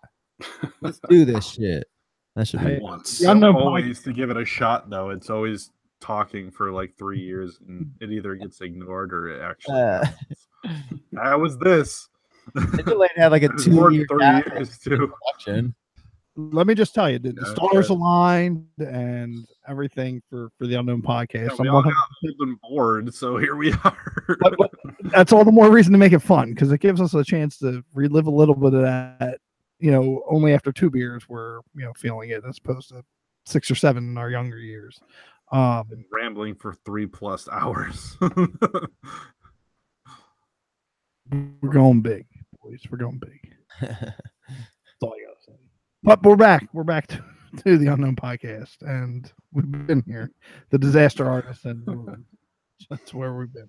But of course, For all one of you that are tuned in right now, we are talking about, and that's me, by the way. I was gonna say hi, Brandon, but no, it's you. This is browser minimized. So yeah, we're still discussing that. I mean, I don't know what I don't know. You got What was anything else to say? What was your favorite part or favorite character of the movie? Ooh. that's a good. my favorite character by far is Denny. He brings the most. Can I He's so watch? fucking weird. I know him climbing in the bed and shit. That shit. Yeah. makes me laugh every time. It's hard to tell what It's so uncomfortable. is he. How old is he actually supposed to be? Yeah. Does he live alone? But I yeah, don't. I guess because apparently Johnny's like a father to him. Yeah. They said Well, that like 80 times. well, So clearly- obviously he lives alone. He pays for his apartment. Is Yeah. he like mentally challenged? I don't How's he get, understand. how's he get drugs? I don't think He borrowed money for drugs or some shit. What from someone that's a drug dealer? It's like if you. It's obviously written by someone that's never had to buy drugs before. Yeah. I don't think he lives alone. I think it's a single mother situation, obviously. Oh, so we're speculating here. It's just That- room lore. It would have to be. Hashtag room lore. If he's like a father to him, there's no father figure present. So the father obviously bounced because he probably tried to watch his mom and dad do it. Goddamn right. And I just and, like to watch. creepy. He's creepy. Well, they also referenced Lisa as like a mother to him, even though they're Yeah. like the same fucking age. Like, doesn't he also admit that he's in love with Lisa? Yeah. Yes. She looks sexy in her red dress. That's so That's fun. why he's in love. Then he is a good character. He's quite the character. Like there was that one scene where he just comes in and he's like, "Oh, I'm gonna wait for Johnny." He sits down, then he just leaves. Like 2 seconds later. Yeah, he sits on the ground. I'm right. Why did he sit on the fucking floor? Johnny. All right, I'm going now. When you go to the screening, they're like, why are you sitting on the fucking floor? They like yell and scream shit like that. They just point out everything. It's so great. So Denny is your favorite character. Who would be my favorite character in that? I would have to go with Lisa. I like Lisa. I just You liked Lisa. She was purposely written to be like the worst human being on earth. that's why I like it. Like she's so bipolar. It's wonderful. Yeah, she cares for Johnny, and then I don't love him anymore. He has the best night, and then the next morning, I just don't love him anymore. Yeah. Roses to her, everything for his princess. Brings her the red dress. Anything for my princess. And then the next morning, I don't love him anymore. But he's I think my favorite promotion.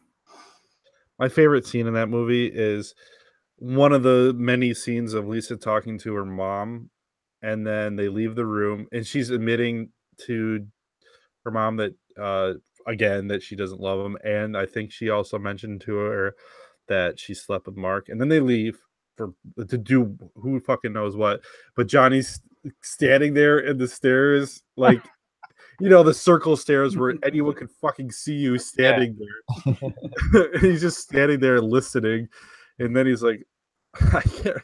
He just says it so dryly and emotionless. He's like, I will record. I will do it. I will record everything. And then he just slowly walks. Yeah, he grabs his recorder, and you get to watch him fumble. He opens it and shuts it a couple times. He fucks it up. It's the best. And see, that's what's beautiful. That's what's beautiful about the Honest trailer, because I watched that, and in the one part is like, watch someone record someone.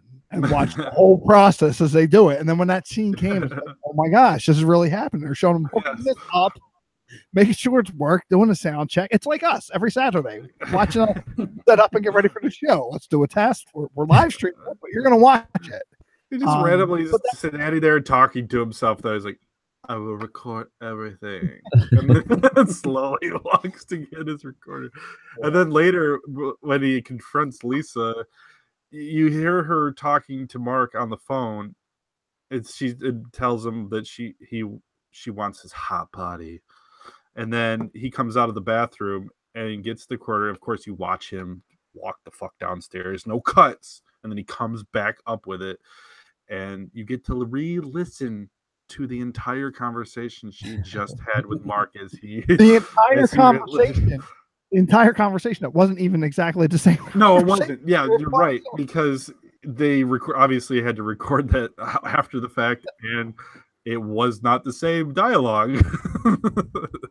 It's like, yeah, it's perfect. It's like you did everything so wrong, but it was so right because of how wrong it was. Bottom line, Smoothie, you love Lisa. We get it. Yeah, he's got a crush on the bipolar wench. I appreciate just how up and down it was. How I love you. You're my everything. I don't love him. I love him. And then we'll go back to the end of the spoiler alert here. If you haven't seen The Room, yes, don't be. But we're gonna spoil the shit out of it. Pretty sure we did. Spoiler, an hour and a half in. We haven't said the big thing that happens at the very end, I guess. If you we'll get to that. The best part of the movie.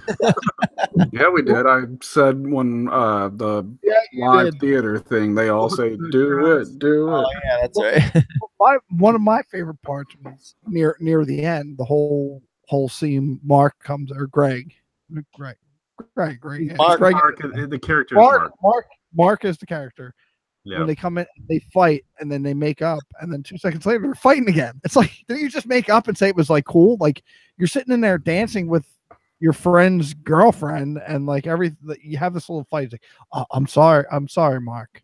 It's like, and then you make up, but then 2 seconds later, you're throwing them Keep your down. stupid comments in your pocket.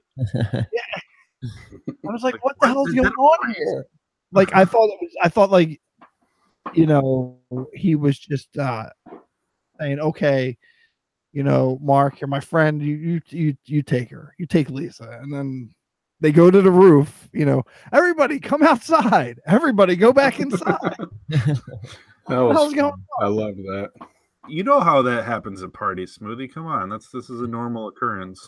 Oh, Everyone's just like, well, let's go outside. So the two people can stay behind, and apparently no one notices. Yeah. Two of the main people to be at that party, one of them being the fiance of the and the other being the person. best man, we're assuming. It's his best friend. best friend. What's he say toward the end where he's like locking himself in the bathroom? He's like, "Yeah, In a you and minute, your bitch." bitch mother." My favorite line, another good delivery from Johnny is when he's in the bathroom and she tells him to come out, and he's like, "In a minute, bitch." It's like the least, Yeah. least threatening sounding. In a minute, bitch. Oh, it's so good. Oh, that's so funny. But then, yeah. So if we jump ahead, if we jump ahead to the end scene that we've already spoiled earlier, but we're going to spoil again, and then compare it to the Disaster Artist. I thought that was pretty funny when he shoots himself and then he's gyrating on the dress. Yeah, That that actually happened too. Like he, in the book, he recounts it. He shoots himself and then he's still making noise and writhing around and shit. It's like, didn't you just kill yourself? What are you doing? But I guess they cut that out in the actual movie. But yeah, but they did not cut out the dress humping and apparent climax before he blows his fucking brains out. He climaxes on the dress and stuffs his face into it. That was weird. Were you, Brandon, when you were watching that, were you expecting that? Like, what did you think? Of course, I wasn't expecting that. Everyone's like, I wonder if he's gonna fuck the dress. No, At some point during this movie, I bet that guy fucks that dress. I was talking about, Eventually, when That's what I thought. I was talking about him when killing. he's distressed. It's the perfect time to put your dick on a dress. This is when you're really upset. No, I'm talking about him killing himself. Man. No, I also did not see that coming. No. That's so funny. God forgive me. What if he fucked the dress and you're like, I knew he was gonna do that. It's so I predictable. called it. Like I call that shit. He's gonna fuck that dress at the end of the movie. I guarantee it. $5 on him fucking I that. called it. I called that twist ending. I didn't see him killing himself either because he didn't quite seem like he was that upset. I guess. No, that's what I'm saying. That whole like last scene, like with the fight, he seemed like okay with it, like he accepted it, but then all of a sudden, fucking throwing TVs out the window and humping dresses, and then shoots himself. He grabs the gun out of that like toy chest thing or whatever the hell. Like, it's a good place for a gun, man. That's so funny. And then you get a nice long shot of his corpse. It felt like 5 minutes. So you listen to the ambulance literally coming from like miles away. Doesn't she come in and try to like wake him up when he's like obvious? Yes, with his pool of blood around his head. And then Mark blames her for him killing himself. It's like, this is all your fault, you bitch. And then he just comes in and wants to watch. They're like, leave him with him, and I'm like, is Denny gonna fuck this corpse? are we gonna see that? I mean, I wouldn't be shocked. Is Denny I saw that comment. I knew he was gonna fuck that corpse. Is Tommy gonna or Denny gonna fuck Johnny's the bullet hole on his head? No, Denny's gonna become a dick ripper. He's Dick Ripper. And we brought it back to that. Yeah,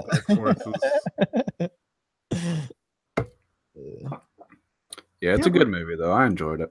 Yeah, fuck yeah. Watch Disaster Artist ASAP. I will. Me You too. will enjoy it. It will cement your love for the characters. Oh, for sure. I'll watch it tomorrow. And then watch whatever the alien gaming show is. That's pre or post show poop. Find that. Yeah, they're only like Oh, poop. 7 minutes long and shit. They're not that long. I think that movie, The Disaster Artist, made me appreciate James Franco even more as a. Yeah. It did a really good job. It didn't seem like too corny and cheesy. No, I definitely do like him. One of the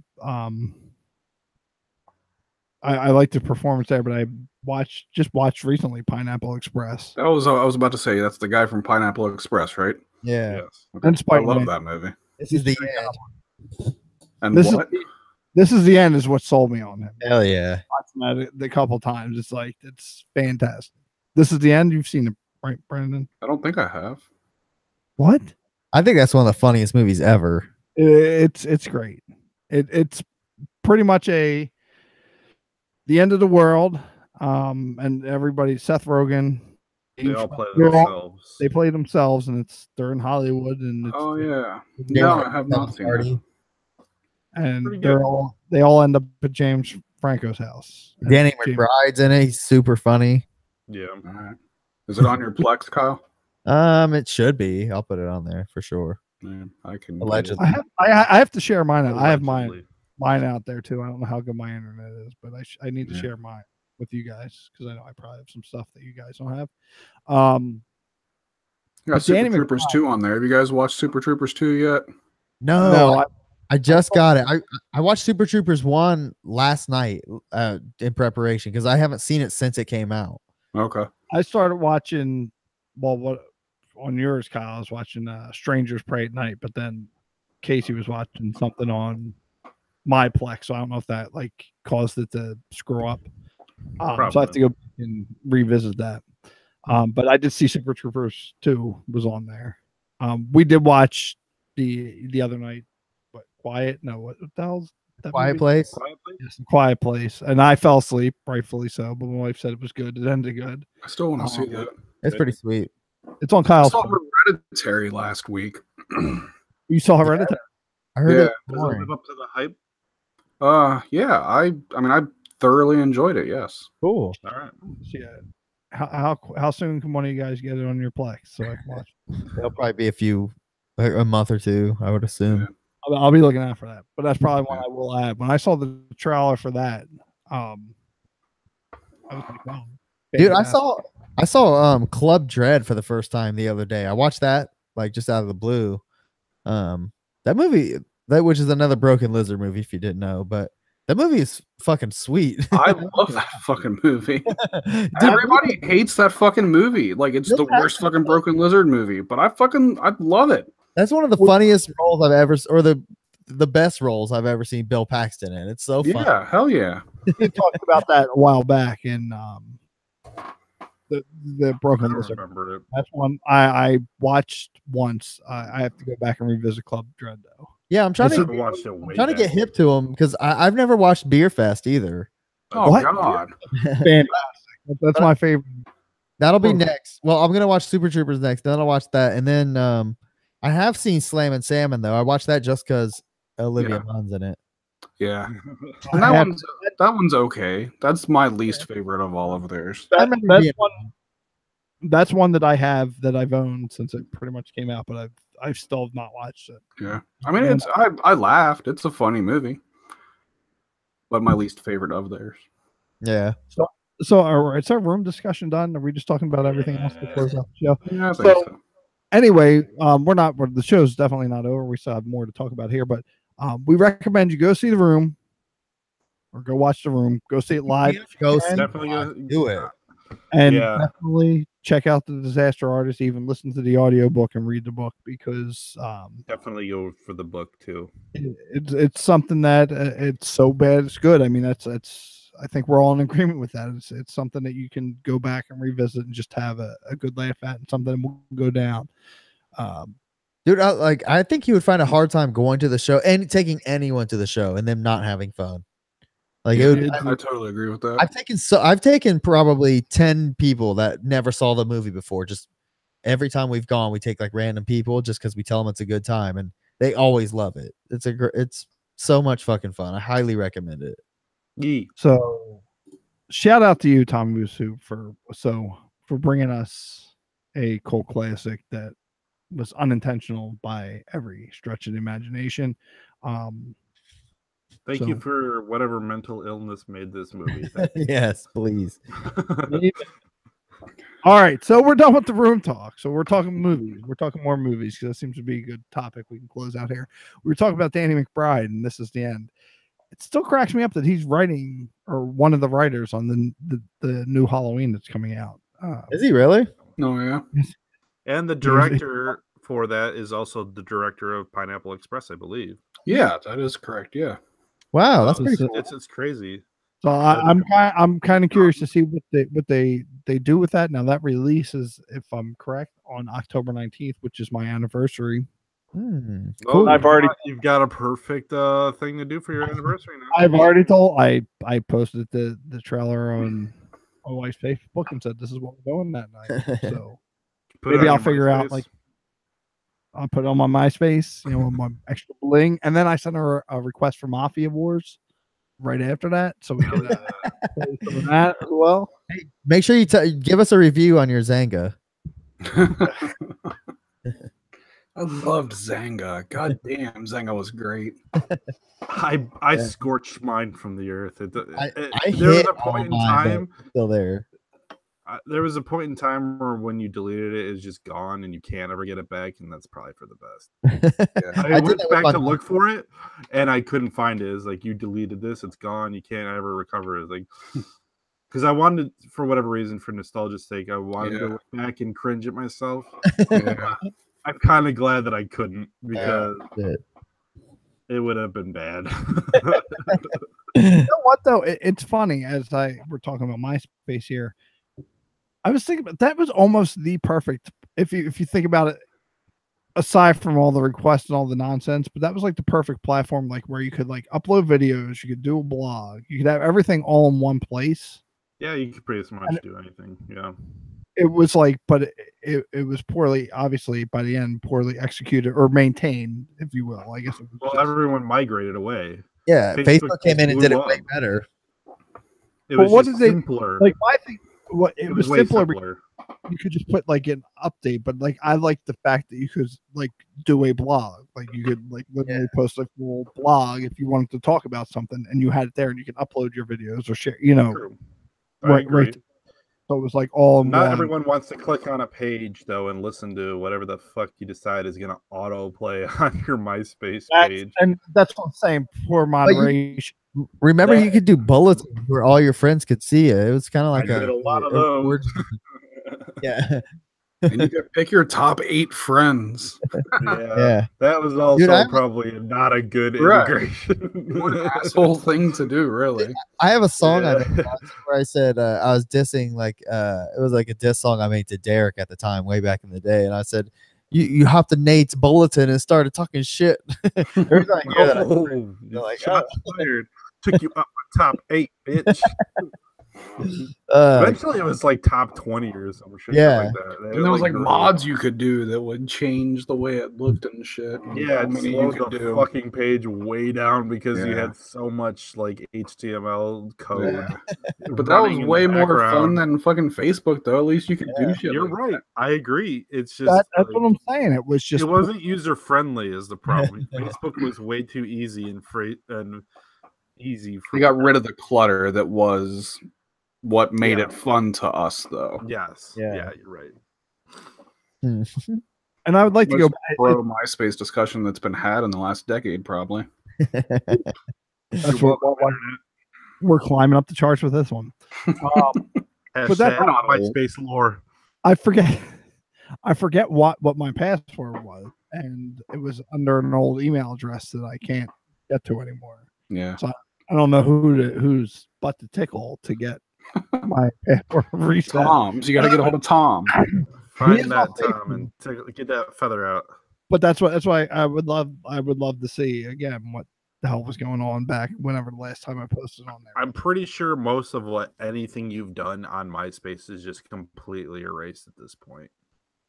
I think they've kind of just like completely destroyed your Yeah, I would assume. they've rebooted MySpace like from the ground up. I think It's like a everything music you've website. ever done is gone. Yeah, it is. It's more for artists than it is for actual users now. Dude, I'm gonna start. All the artists no are longer your fucking space. I'm gonna make a new album and release it on MySpace. There you go. MySpace should only. Fucking do it, dude. There we go. A new Keezy album, a new Dark Forces album. Hell yeah! Well, it's like the records are cool Fucking again, Aaron and I tapes will are do cool it. again, VHS is cool again. So then MySpace will come back around one day. I too. really hope so. We're gonna New make MySpace. MySpace great You again. fired me. We're bringing it back. Do you still have access to your account, Kyle? No, I took the time to actually scrub all my. I had like 5 So MySpaces. did I. Yeah. My music, my group's music, my my backyard wrestling, Yeah. whatever. But I took the time to like delete every single one of them, and like a couple of them were like, Scott, I didn't have the access to the email anymore, so I literally had to like submit a picture of my face because they it matched. I had to hold up a piece of paper that had like my handle or whatever, and they finally let me in, and then I did that just to delete it. Yeah. I went through all this. Yeah, before MySpace scrubbed itself, I definitely went back into my MySpace like a few years ago and just deleted. I purged the shit out of that too. I went through a very heavy purge, on my internet life. Yeah, I've done that a time or two. But you you know kinda what? have to. You know what? It's still out there. It's the internet. It's somewhere. Yeah, right. You can't Somewhere. hide Dick Ripper. You can't hide that. Dick No, Ripper. lives on. I'm hiding it from the podcast, but it's Oh, still please. on the internet. Please let me hear Dick Rip us, please. Well, you already said it's on the SoundCloud, so all our listeners are going out and finding Dick Ripper. I'm not gonna tell you what our SoundCloud is. Not now. Just search it. Shit, that's We all did stupid shit that we put on the internet at some point. Everybody does. Yeah. Oh yeah. I mean, Aaron and I purposely made that to be dumb as hell, obviously. Yeah, of course. And I still find it entertaining, but there's reasons why I don't want it to be completely public. sure, I get it. Because you're not. No, I'm definitely a dick ripper. Dick ripper for life. No, I'm sure you'll figure it out. I can only imagine. Reboot that shit. You want me to reboot the Dark Forces? Yeah, please. All right, we'll bring back that horrorcore flavor. And put it on MySpace. Put it on MySpace. It'll come out with a Keezy album. So Fuck yeah.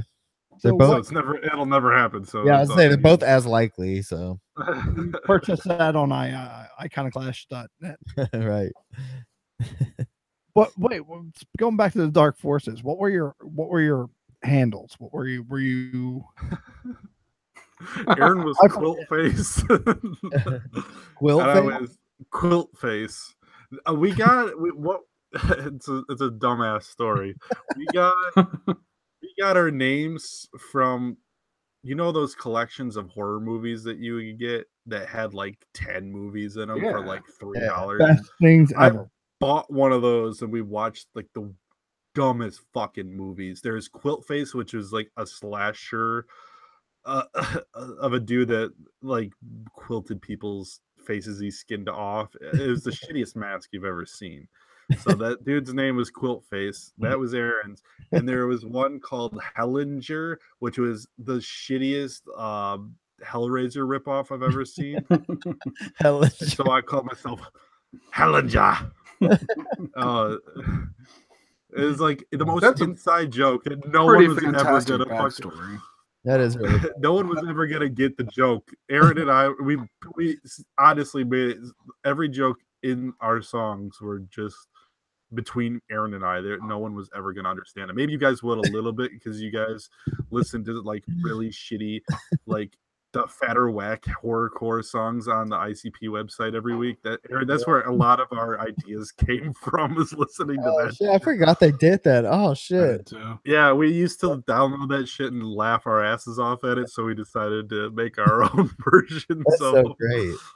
Oh, And how many songs did you make? I don't remember. We got into we got into like a fake feud on MySpace with some French horrorcore rappers, and we made 3 songs for them, and no one was ever gonna understand it. So this is the dumbest shit on earth. It's a sign that we need to bring MySpace back. You're right. Reintroduce Quilt Face and Helen.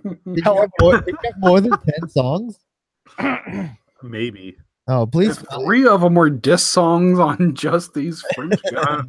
That's a whole EP now. Please find a way to get those to me. I would love to hear them. Yeah, I don't know if I have all of them in my possession. And then there's like a couple of them that I just randomly recorded or I freestyled. They were really bad. Funny. I'll send you my first shit ever if you said. If No, you I don't mind sharing it. I just don't know if I have access to it. Okay. I have to go to like an old computer that is not here. Dude, I literally have a song called Jugga Haters that's about like. Yeah, I still want to hear that. I would never play that anywhere publicly. Why? You have to share. How bad is it? It's very cringy. It's super fucking cringy. Is it like an anti-Juggalo song? No, it's about people who fucking hate on juggalos. Like, oh shit, we gotta hear that. like the most pro juggalo song ever. Mind you, I was like 17 years old. Was that perfect song you were talking about that you submitted to them for 17? whatever? No, I didn't submit that. The first song I ever did was one called Gangsta Chad, which was That's it. Yeah, I remember you talking about that on the Iconoclash. ICP had some contest on their website where they had this mannequin in their office named Chad. And yeah, they had this mannequin in their office. And some fucking Keezy lore here. Yeah, they had a contest where they wanted people to submit stories or drawings or songs or whatever or videos about Chad the mannequin and make him like fucking cool and not like super lame and boring. I guess that was the idea. You made him cool as fuck. So I made an album cover called I took the picture of the mannequin and like put like Gangsta Chad and like this cool font and shit, and like I like photoshopped a fucking psychopathic hoodie onto him. And then I fucking recorded a song over a Dr. Dre beat called Gangsta Chad, and that was my first ever song. Which beat was it? I honestly don't even remember. I don't. It was off of the Chronic 2001 because I didn't have any beats or any way to download beats at the time. So Mind you, this is like instrumental. Yeah, it's like the year 2000. You know, and I went to Best Buy and bought a Chronic 2001 instrumental CD. And like the first like 3 or 4 songs we ever recorded were on Dr. Dre beats from that album. Fuck yeah! I mean, those are some awesome beats. So why not make an album off of it? Yeah, it's the one that goes. Oh yeah, exactly. I just want to fuck you. Yeah, it was that song. That's it. Yeah, I know wait, exactly what song you're talking about. did you ever I know you had talked about it on your show. Did you ever find like I know you said you were looking for it and you said you think you may have stumbled across it? What, Gangsta Chad? Yeah. No, I have that. Oh, you do. Okay. I actually made No, that. he just didn't know how to play it. Oh no, I'm not gonna play it. Fuck no. What's funny about Gangsta Chad though is that I recorded it and then like I made like a couple other shitty songs like with my friends, and then I went back and made a new version of Gangsta Chad over the same beat that was like several more verses because the first one was only like 30 seconds long or some shit. You remade and remastered it? That's Yeah, I really did. It was like way better, but it was still like fucking god awful. Thanks to Chad, the song. Howdy Ink the song is still good, man. I like it. This is Quilt Face and Hellinger.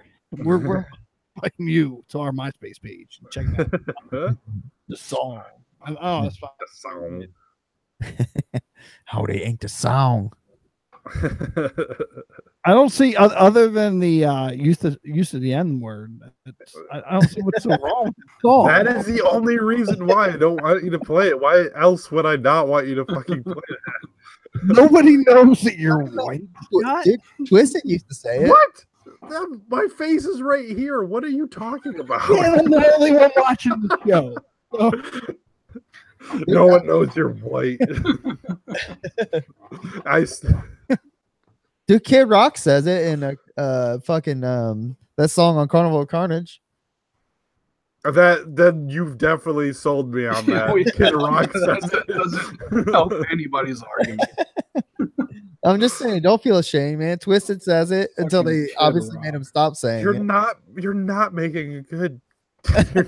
You're not helping. Did you see Kendrick Lamar? He Yes, had yeah. he brought some white girl up on stage that started like rapping with him and stuff. And She then, brought him up for the chorus, which is almost consistent of the N-word. Yeah, so then so she rapped along with him, and then he like yelled at her for using the N-word. Yeah, it felt almost like he set her up to fail. Like he set her up so that he could. Yeah, Yeah. I think Like, that's kind of that's really shitty. He said that Yeah. was the best, bitch. You saying the M word? Yeah. That's I mean, I guess apparently she was warned before going on stage to not say it, and then she ended up doing it anyway. But Okay, I didn't know Wait, that part. what exactly is she like? I would be afraid to say anything if that were the case too. Yeah. That's a fucked I mean, up not that I don't know if I would want to go on stage next to Kendrick Lamar and say that anyway. She Yeah. had some balls, I Yeah. guess. But I mean, it is the lyrics, and I guarantee Yeah. every person in the crowd was probably about 90% of them Yeah. were probably insane. Yes. Exactly. I don't know. It's a weird situation. It is. Maybe just don't bring up a white girl during that song. I don't Yeah. know. Yeah. Maybe that's I don't know. Yes. We just How got- deep the song? We got deep here. we did. That was as deep as the show has ever got, I think. How do you? The point is, we need to hear these Dark Forces songs, and Yeah, I'll put Gangsta Chat in the drive if you want to hear it. There's probably there's a few on the SoundCloud. I don't have all of them uploaded. Some of them are old and have like in one ear and shit like that. So because they were, I recorded them with like a $10 microphone and all that shit. Yeah, Yeah, that's what most of That's my what I was songs doing. are recorded with. One of those skinny like plastic PC mics. That's exactly what it was. Yeah. And I had to I remember to keep it from popping so fucking bad, I'd put like a sock over it and shit. Coincidentally, that was the same sock you used to, Jerk off in. Oh, well, I'm assuming that's what you were going with. So. I thought it was cool because, like, obviously I have none of these songs that I've made, but for a while there I was crashing at Kyle's house, so like I got to watch like him and Derek like make a bunch of songs, and like it was fun watching them do it and shit. I Yeah. enjoyed doing it. I spent a lot of time, honestly. I was so bored living at home going to college that's why Aaron and I did that. I was just so fucking bored. I didn't go to bed until like 2 a.m. most nights. Whatever, man. It's being creative and doing something. That's cool. Yeah, it was fun and purposely stupid, Yeah. obviously. But Yeah, I like having this shit. It's fun. It's fun to have and listen to. Yeah. for goof and shit. So Brandon, technically, you should then, if you were crashing at Kyle's place, you should have bootlegs of the recordings, right? Some Oh live yeah, bootlegs. yeah. I sat in the corner and recorded them on my. Computer mic to his computer mic. the fly on the wall of the Broken Fort sessions, Brandon. No, I just sat there on the couch and watched them do it. Yeah. Good times. No, I mean, recording the Howdy Bitch project is like one of the most Yeah. fun Howdy Inc. moments for me. That was it really funny good. as shit. I just brought that out a couple of weeks ago, and I took a screen picture of. I was going through some old CDRs, and I know we had planned on talking about that on some show, and I was like, "What the hell is this?" And I opened it. It was the Howdy Bitch project Yeah, You had that burned? on a CDR. That's awesome. on the CDR. Yeah, You're just backing shit up? yeah, It was because on there? you know, Okay. back when you had 8 gig hard drives and you had to Right. move everything off on the You're CDRs. right. You're right. So that was I was like, what is Howdy this? Bitch Project probably was the most fun thing that we did. I think. I mean, maybe other than Ninja Land. Yeah.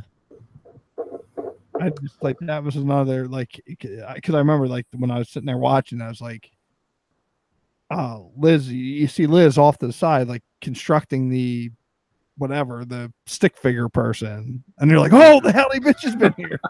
No shit.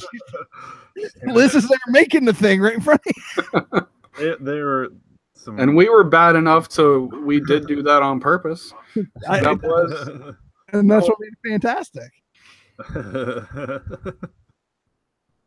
Jay Osh makes me laugh. That's the funniest part No about shit. That for sure is. But No, actually, no. I take that back. That is your line where you say, "Oh, a spider" is quoted like in our house. Like anytime there's a fucking spider.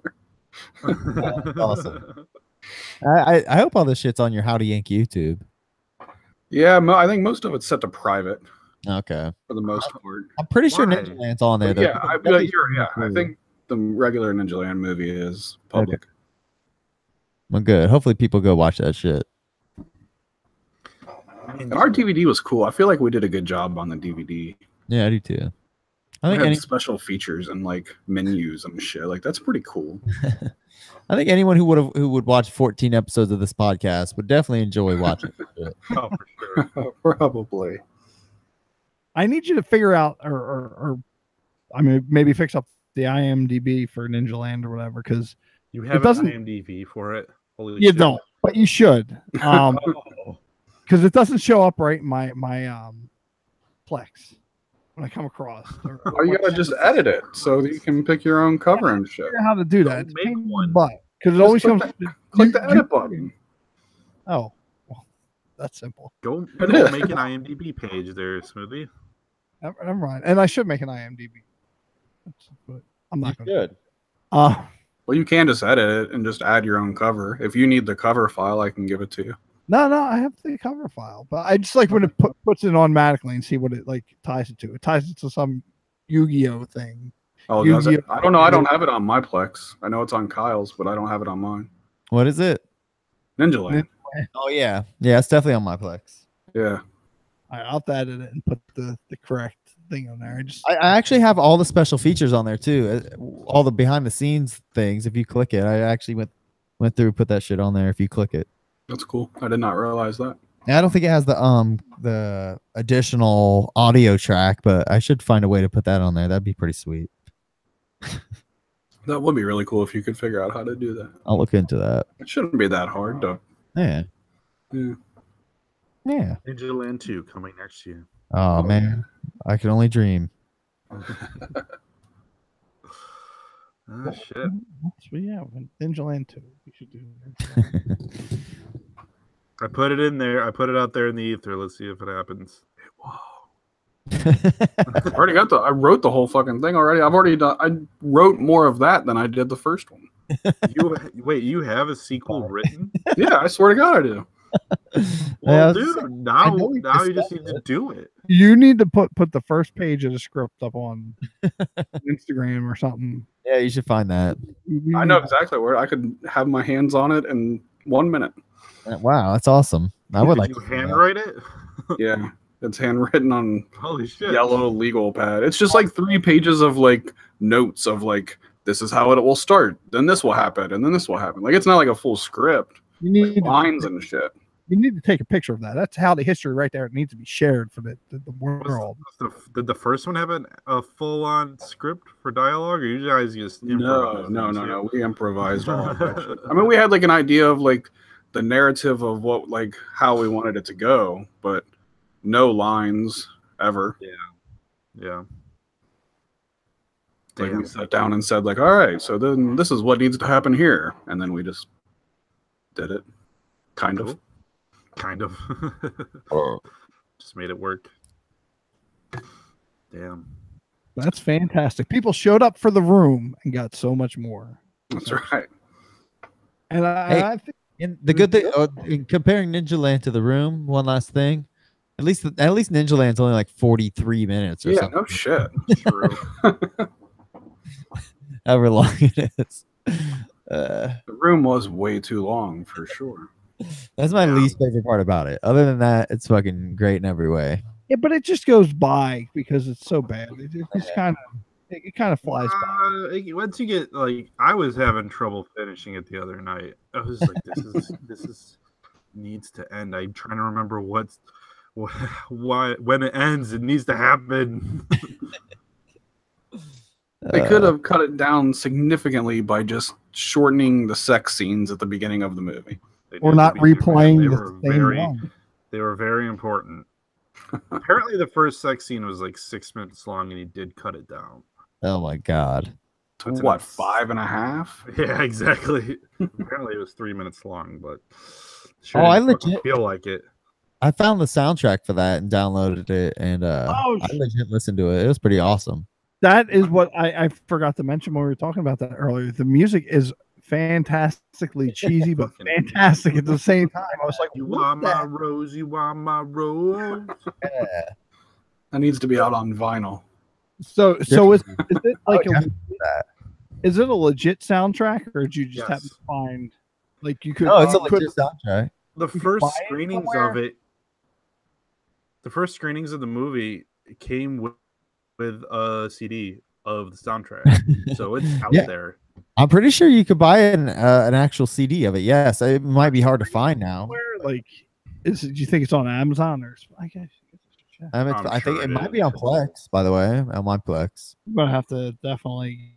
Yes, the music was fantastic on that.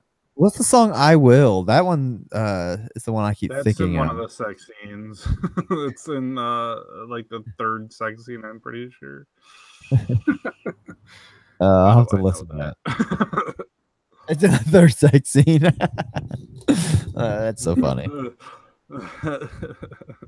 But yeah, I guess the composer of those songs or whatever is legit. Like he paid them a lot of money. Like a lot of the budget. That's where the $6 million went. Yeah, a lot of it, I guess, supposedly. Really, you'll be able to stream it on Amazon for free. So do it up. There you go. Well worth it. Well, to see streaming. I'm looking on the Amazon. It's there it is. The original. Okay. The first thing that popped up was John Williams. So it's like, shit, the guy who did Star Wars. Yes, he got John Williams to do the worst sounding thing you've ever heard, though. Whatever. John Williams gets experimental. John Williams has a tiny, shitty synthesizer. Holy shit! I may, if I can buy this on CD, I'm buying it. You can buy it on CD. Is it still available? I didn't see the CD on Amazon. I do. Well, I know what I'm listening to. $5.99. Oh, one other format. Only audio 18, CD. Audio. It's $5.99 with Prime. Did you just say that? Yes, and you can. There's only 18 left, so you better jump on it quick. You know that'll be gone soon. Hey, this song is a legit good song.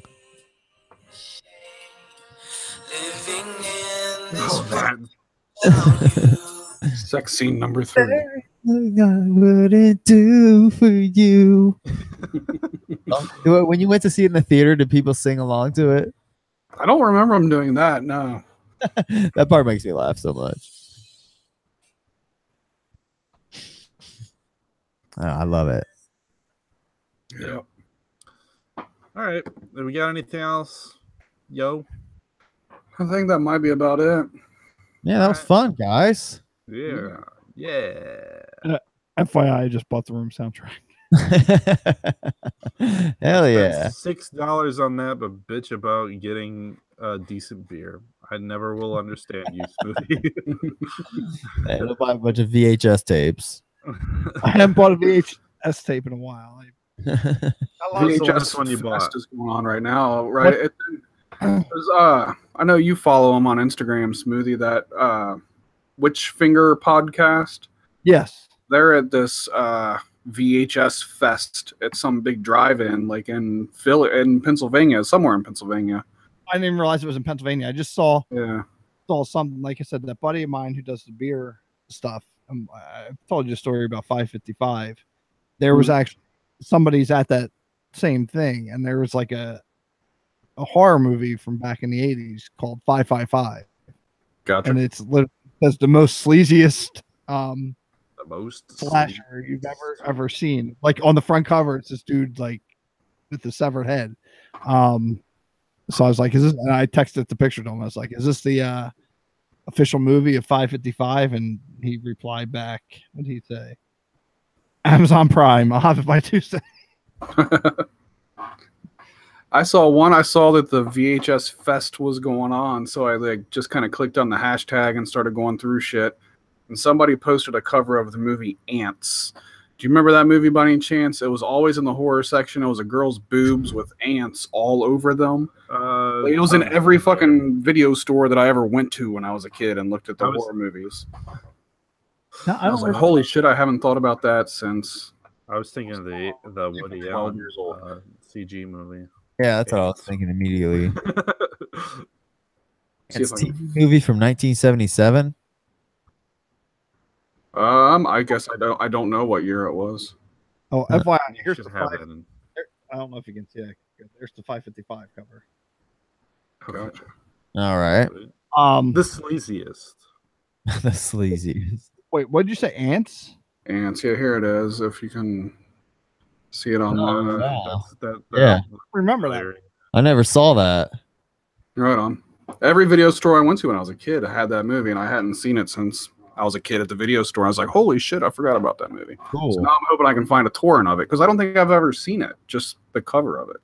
I don't remember that one. There's the one that always to this day stands out to me, and I've mentioned this before in the video stores.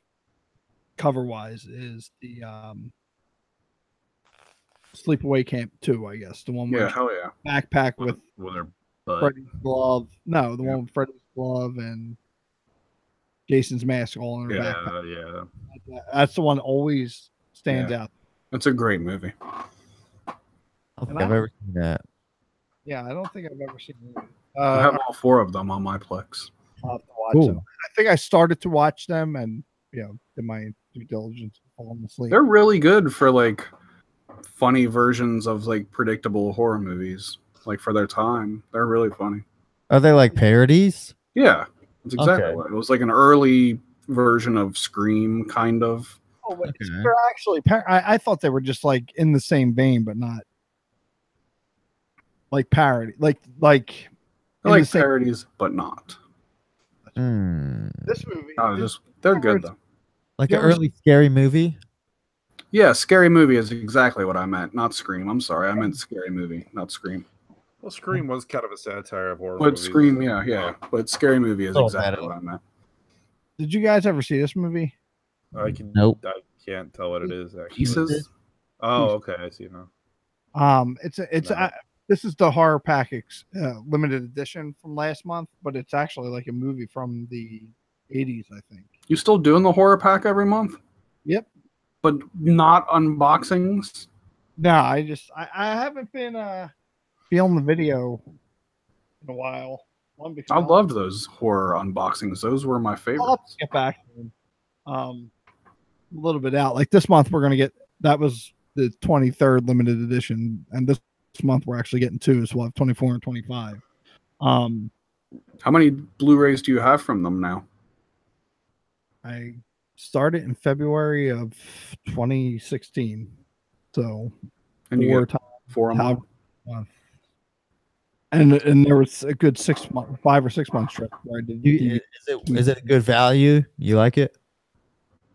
Yeah. There's they when it first started, it was like some of the movies you would get, like I would see for like $4.99 at like Giant, like in the the value bins. So it's like kind of like you're paying the same, if not more.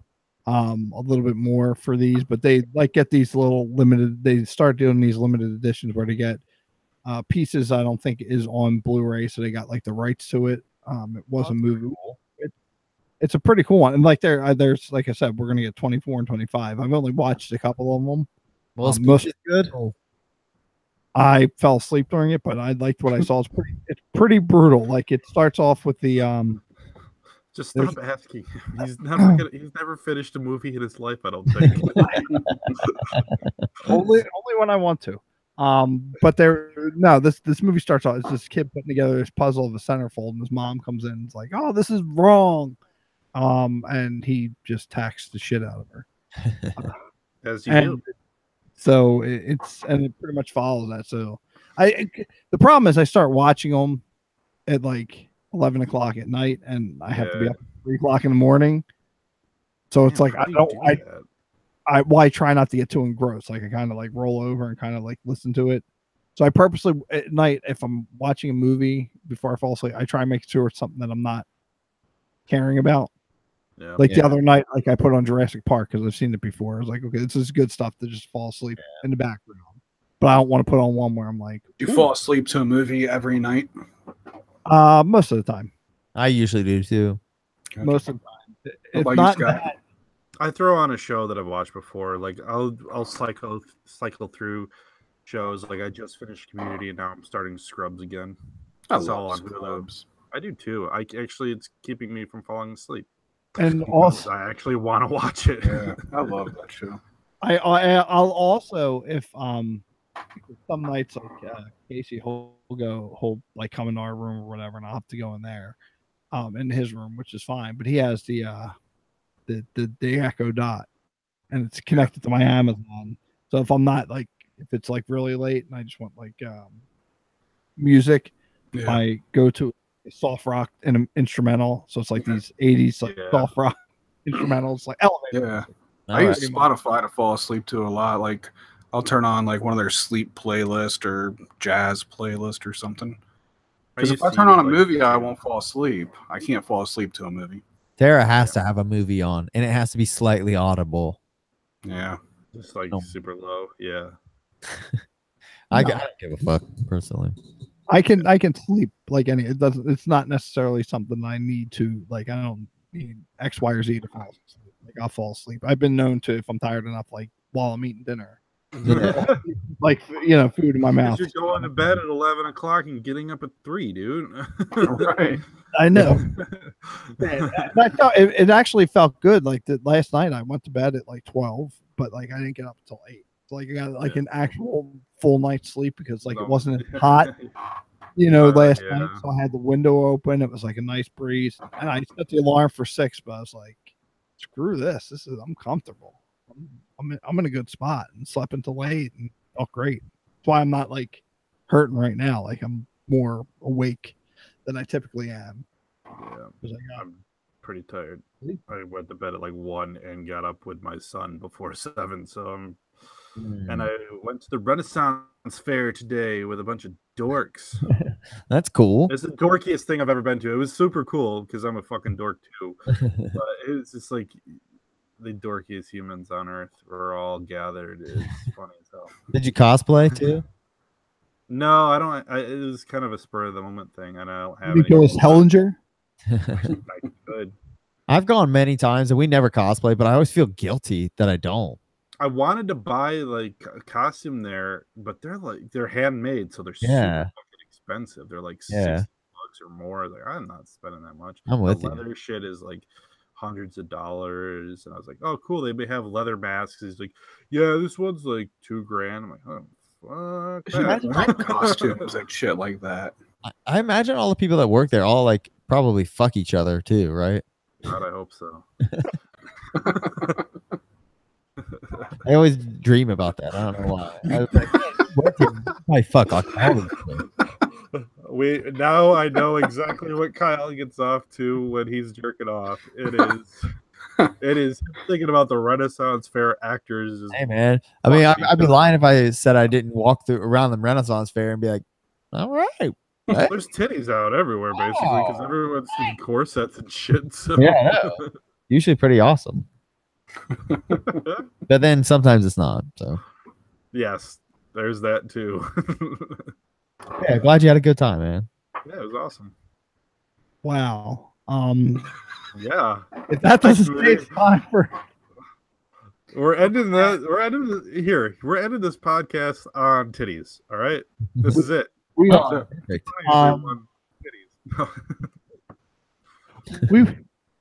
I think it's safe to say it's a wrap after that.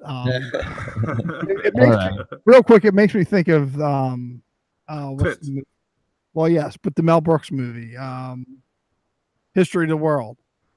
Did you guys ever see that? No. I don't think I have. No. There's a Sorry. scene where they have like a live chessboard, and then they're like, the pawn jumps to queen, rook jumps to queen, Well, then- everybody jumps to queen, gang bang. So that's made me think of all these people. So Yeah, I've never seen that. check it out. It's definitely, if you like Mel Brooks movies, it's definitely one to see. But this is a good place to end it with our. We're going to set sail for Dreamland, visioning Tittyland. bards and princesses and executioners all doing it together. But not the Oh, real yeah. ones, just the actors that play them Yeah. at the Renaissance Festival. Exactly. Because that's how they get down at those places. But we want to thank you for tuning into this very special edition of the Unknown Podcast as we discuss The Room and The Disaster Artist. As we always, Other shit. a bunch of other, you got some bonus stuff there at the end. It was all good stuff, some good Howdy history, some Dark Forces history, some Kesey history. And maybe one day all this history will come to fruition somewhere. Nope. But before we head out of here, as we always do, we're just going to go around the room here or around the Google Hangout screen. And Brandon, where can we find you at? At Captain Howdy 1027 on Instagram and Twitter. And Kyle, where can we find you and your product at? Iconoclash.net for my podcast, and Keezy.com too. Goes to the same site. At Special Keezy on all those social platforms and stuff, including MySpace. Including MySpace coming soon. We're bringing that shit back. Coming soon. You're bringing that shit back. Scott? Find me at the Garbage Bin on both Twitter and Instagram, and you can follow at Another Web Show on Twitter. I might post on it some other time again. And of course, it's me, your boy Smoothie. You can find me at INC Smoothie on the Twitters and the Instagram. Don't forget the underscore there. You check out my YouTube page, INC Smoothie Entertainment. And you can find the Unknown Podcast on the Twitters at Unknown Pod. Correct? I'm correct, right? The Unknown Pod, I believe. You can find us. There's a the in there. Yes. Yes. You can find us on Facebook at The Unknown Pod, I believe. I kept it the same, and theunknownpod.com, where you can catch all the latest episodes. And don't forget also to check out howdyinc.com to check out. Fucking need a Wikipedia page. Follow us all on MySpace. Follow us on MySpace, coming soon, but check out all the good stuff Howdy Inc. has to offer, especially the Unknown Wrestling Podcast. And that's the annual podcast. Annual podcast with Brian and Brandon, the Double B tag team champions of the world, undisputed at this point. Yes.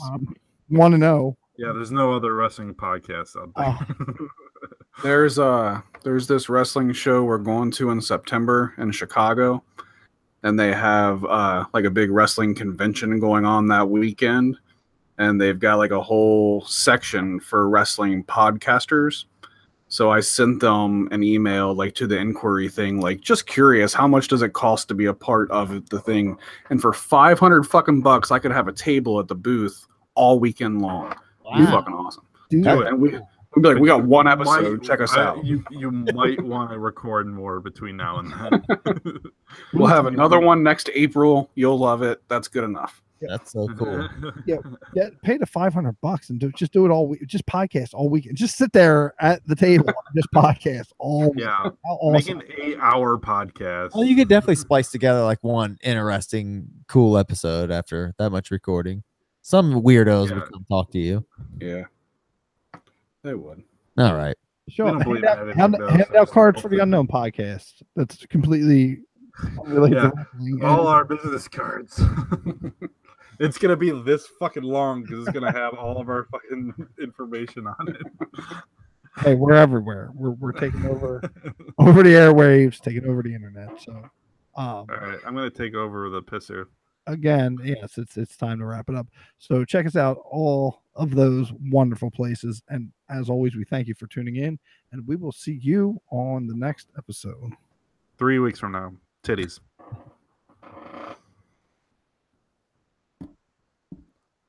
All right, that was good stuff. Good stuff. Yeah, wow. 2 hours, not bad. Yeah. That's standard. But how do we only finish at 1:34? It's not even like 2 o'clock yet. We started like on time, didn't we? That was pretty. It was No, we probably gotta like wait for quarter your after, ass. 20 after. Yeah. Shut up! If somebody didn't have to restart their computer because they or You something, still had to tuck in your kid. What are you talking Yeah, about? and he's back downstairs. He's on the couch. He's probably asleep now. Now it's gonna be He was painful. listening in to the Get him up. conversation. Oh man, there's no seeds for ants on the Pirate Bay. Oh man. Ooh, You might actually have to pay for the VHS. Yeah, probably not. Is it not on? Or not. I'm sure it's not worth getting. No. All right. Alrighty, fellas. All right, it's been fun. It's back. That was Okay. fun. Thanks, guys. No We'll have problem. to do this. And we'll definitely see you again, Kyle, for the Juggle episode. Because Yeah, I hope so. Or whenever you want to do it. You know that we'll do it. and whenever you want to do it, we still got to figure out the crossover episode. Oh yeah, we'll figure that out because you guys have like only 2 hours in the entire week you can do a podcast. So I just got to work it out with Rob because obviously I can just walk downstairs, but he would have to figure it out. I can do shit I can do it whenever, yeah. more during the week. There's a couple nights a week I can't because I'm working, but most nights of the week I can. Okay. We'll I see. mean, I would do it any night during the week, just not at 11. Worst case, I could see if he could Skype in too. I mean, it would be the same, or Google Yeah. Hangouts in. I mean, it would be the same that'd be shit. fine. He doesn't. That'd be fine with me. He would end up talking over everyone though. So Well, I mean, so me and him would be competing then. yeah, it might not be unlistenable, but we can definitely so we can definitely try during the week. I mean, whatever you guys want to do, just let me know. I'll talk to Make him it about work. it. figure maybe we can even do the crossover in between before the Juggle. One of the episodes to get us Whatever you to want to do. 17. Because I'm pretty flexible. My schedule at work now, I pretty much make it. So Cool. Oh, Lord. all right, Alrighty, fellas. peace out, dudes. Later. All right. Yeah. Bye. Go to bed. And that's going to be it. Thanks for tuning in.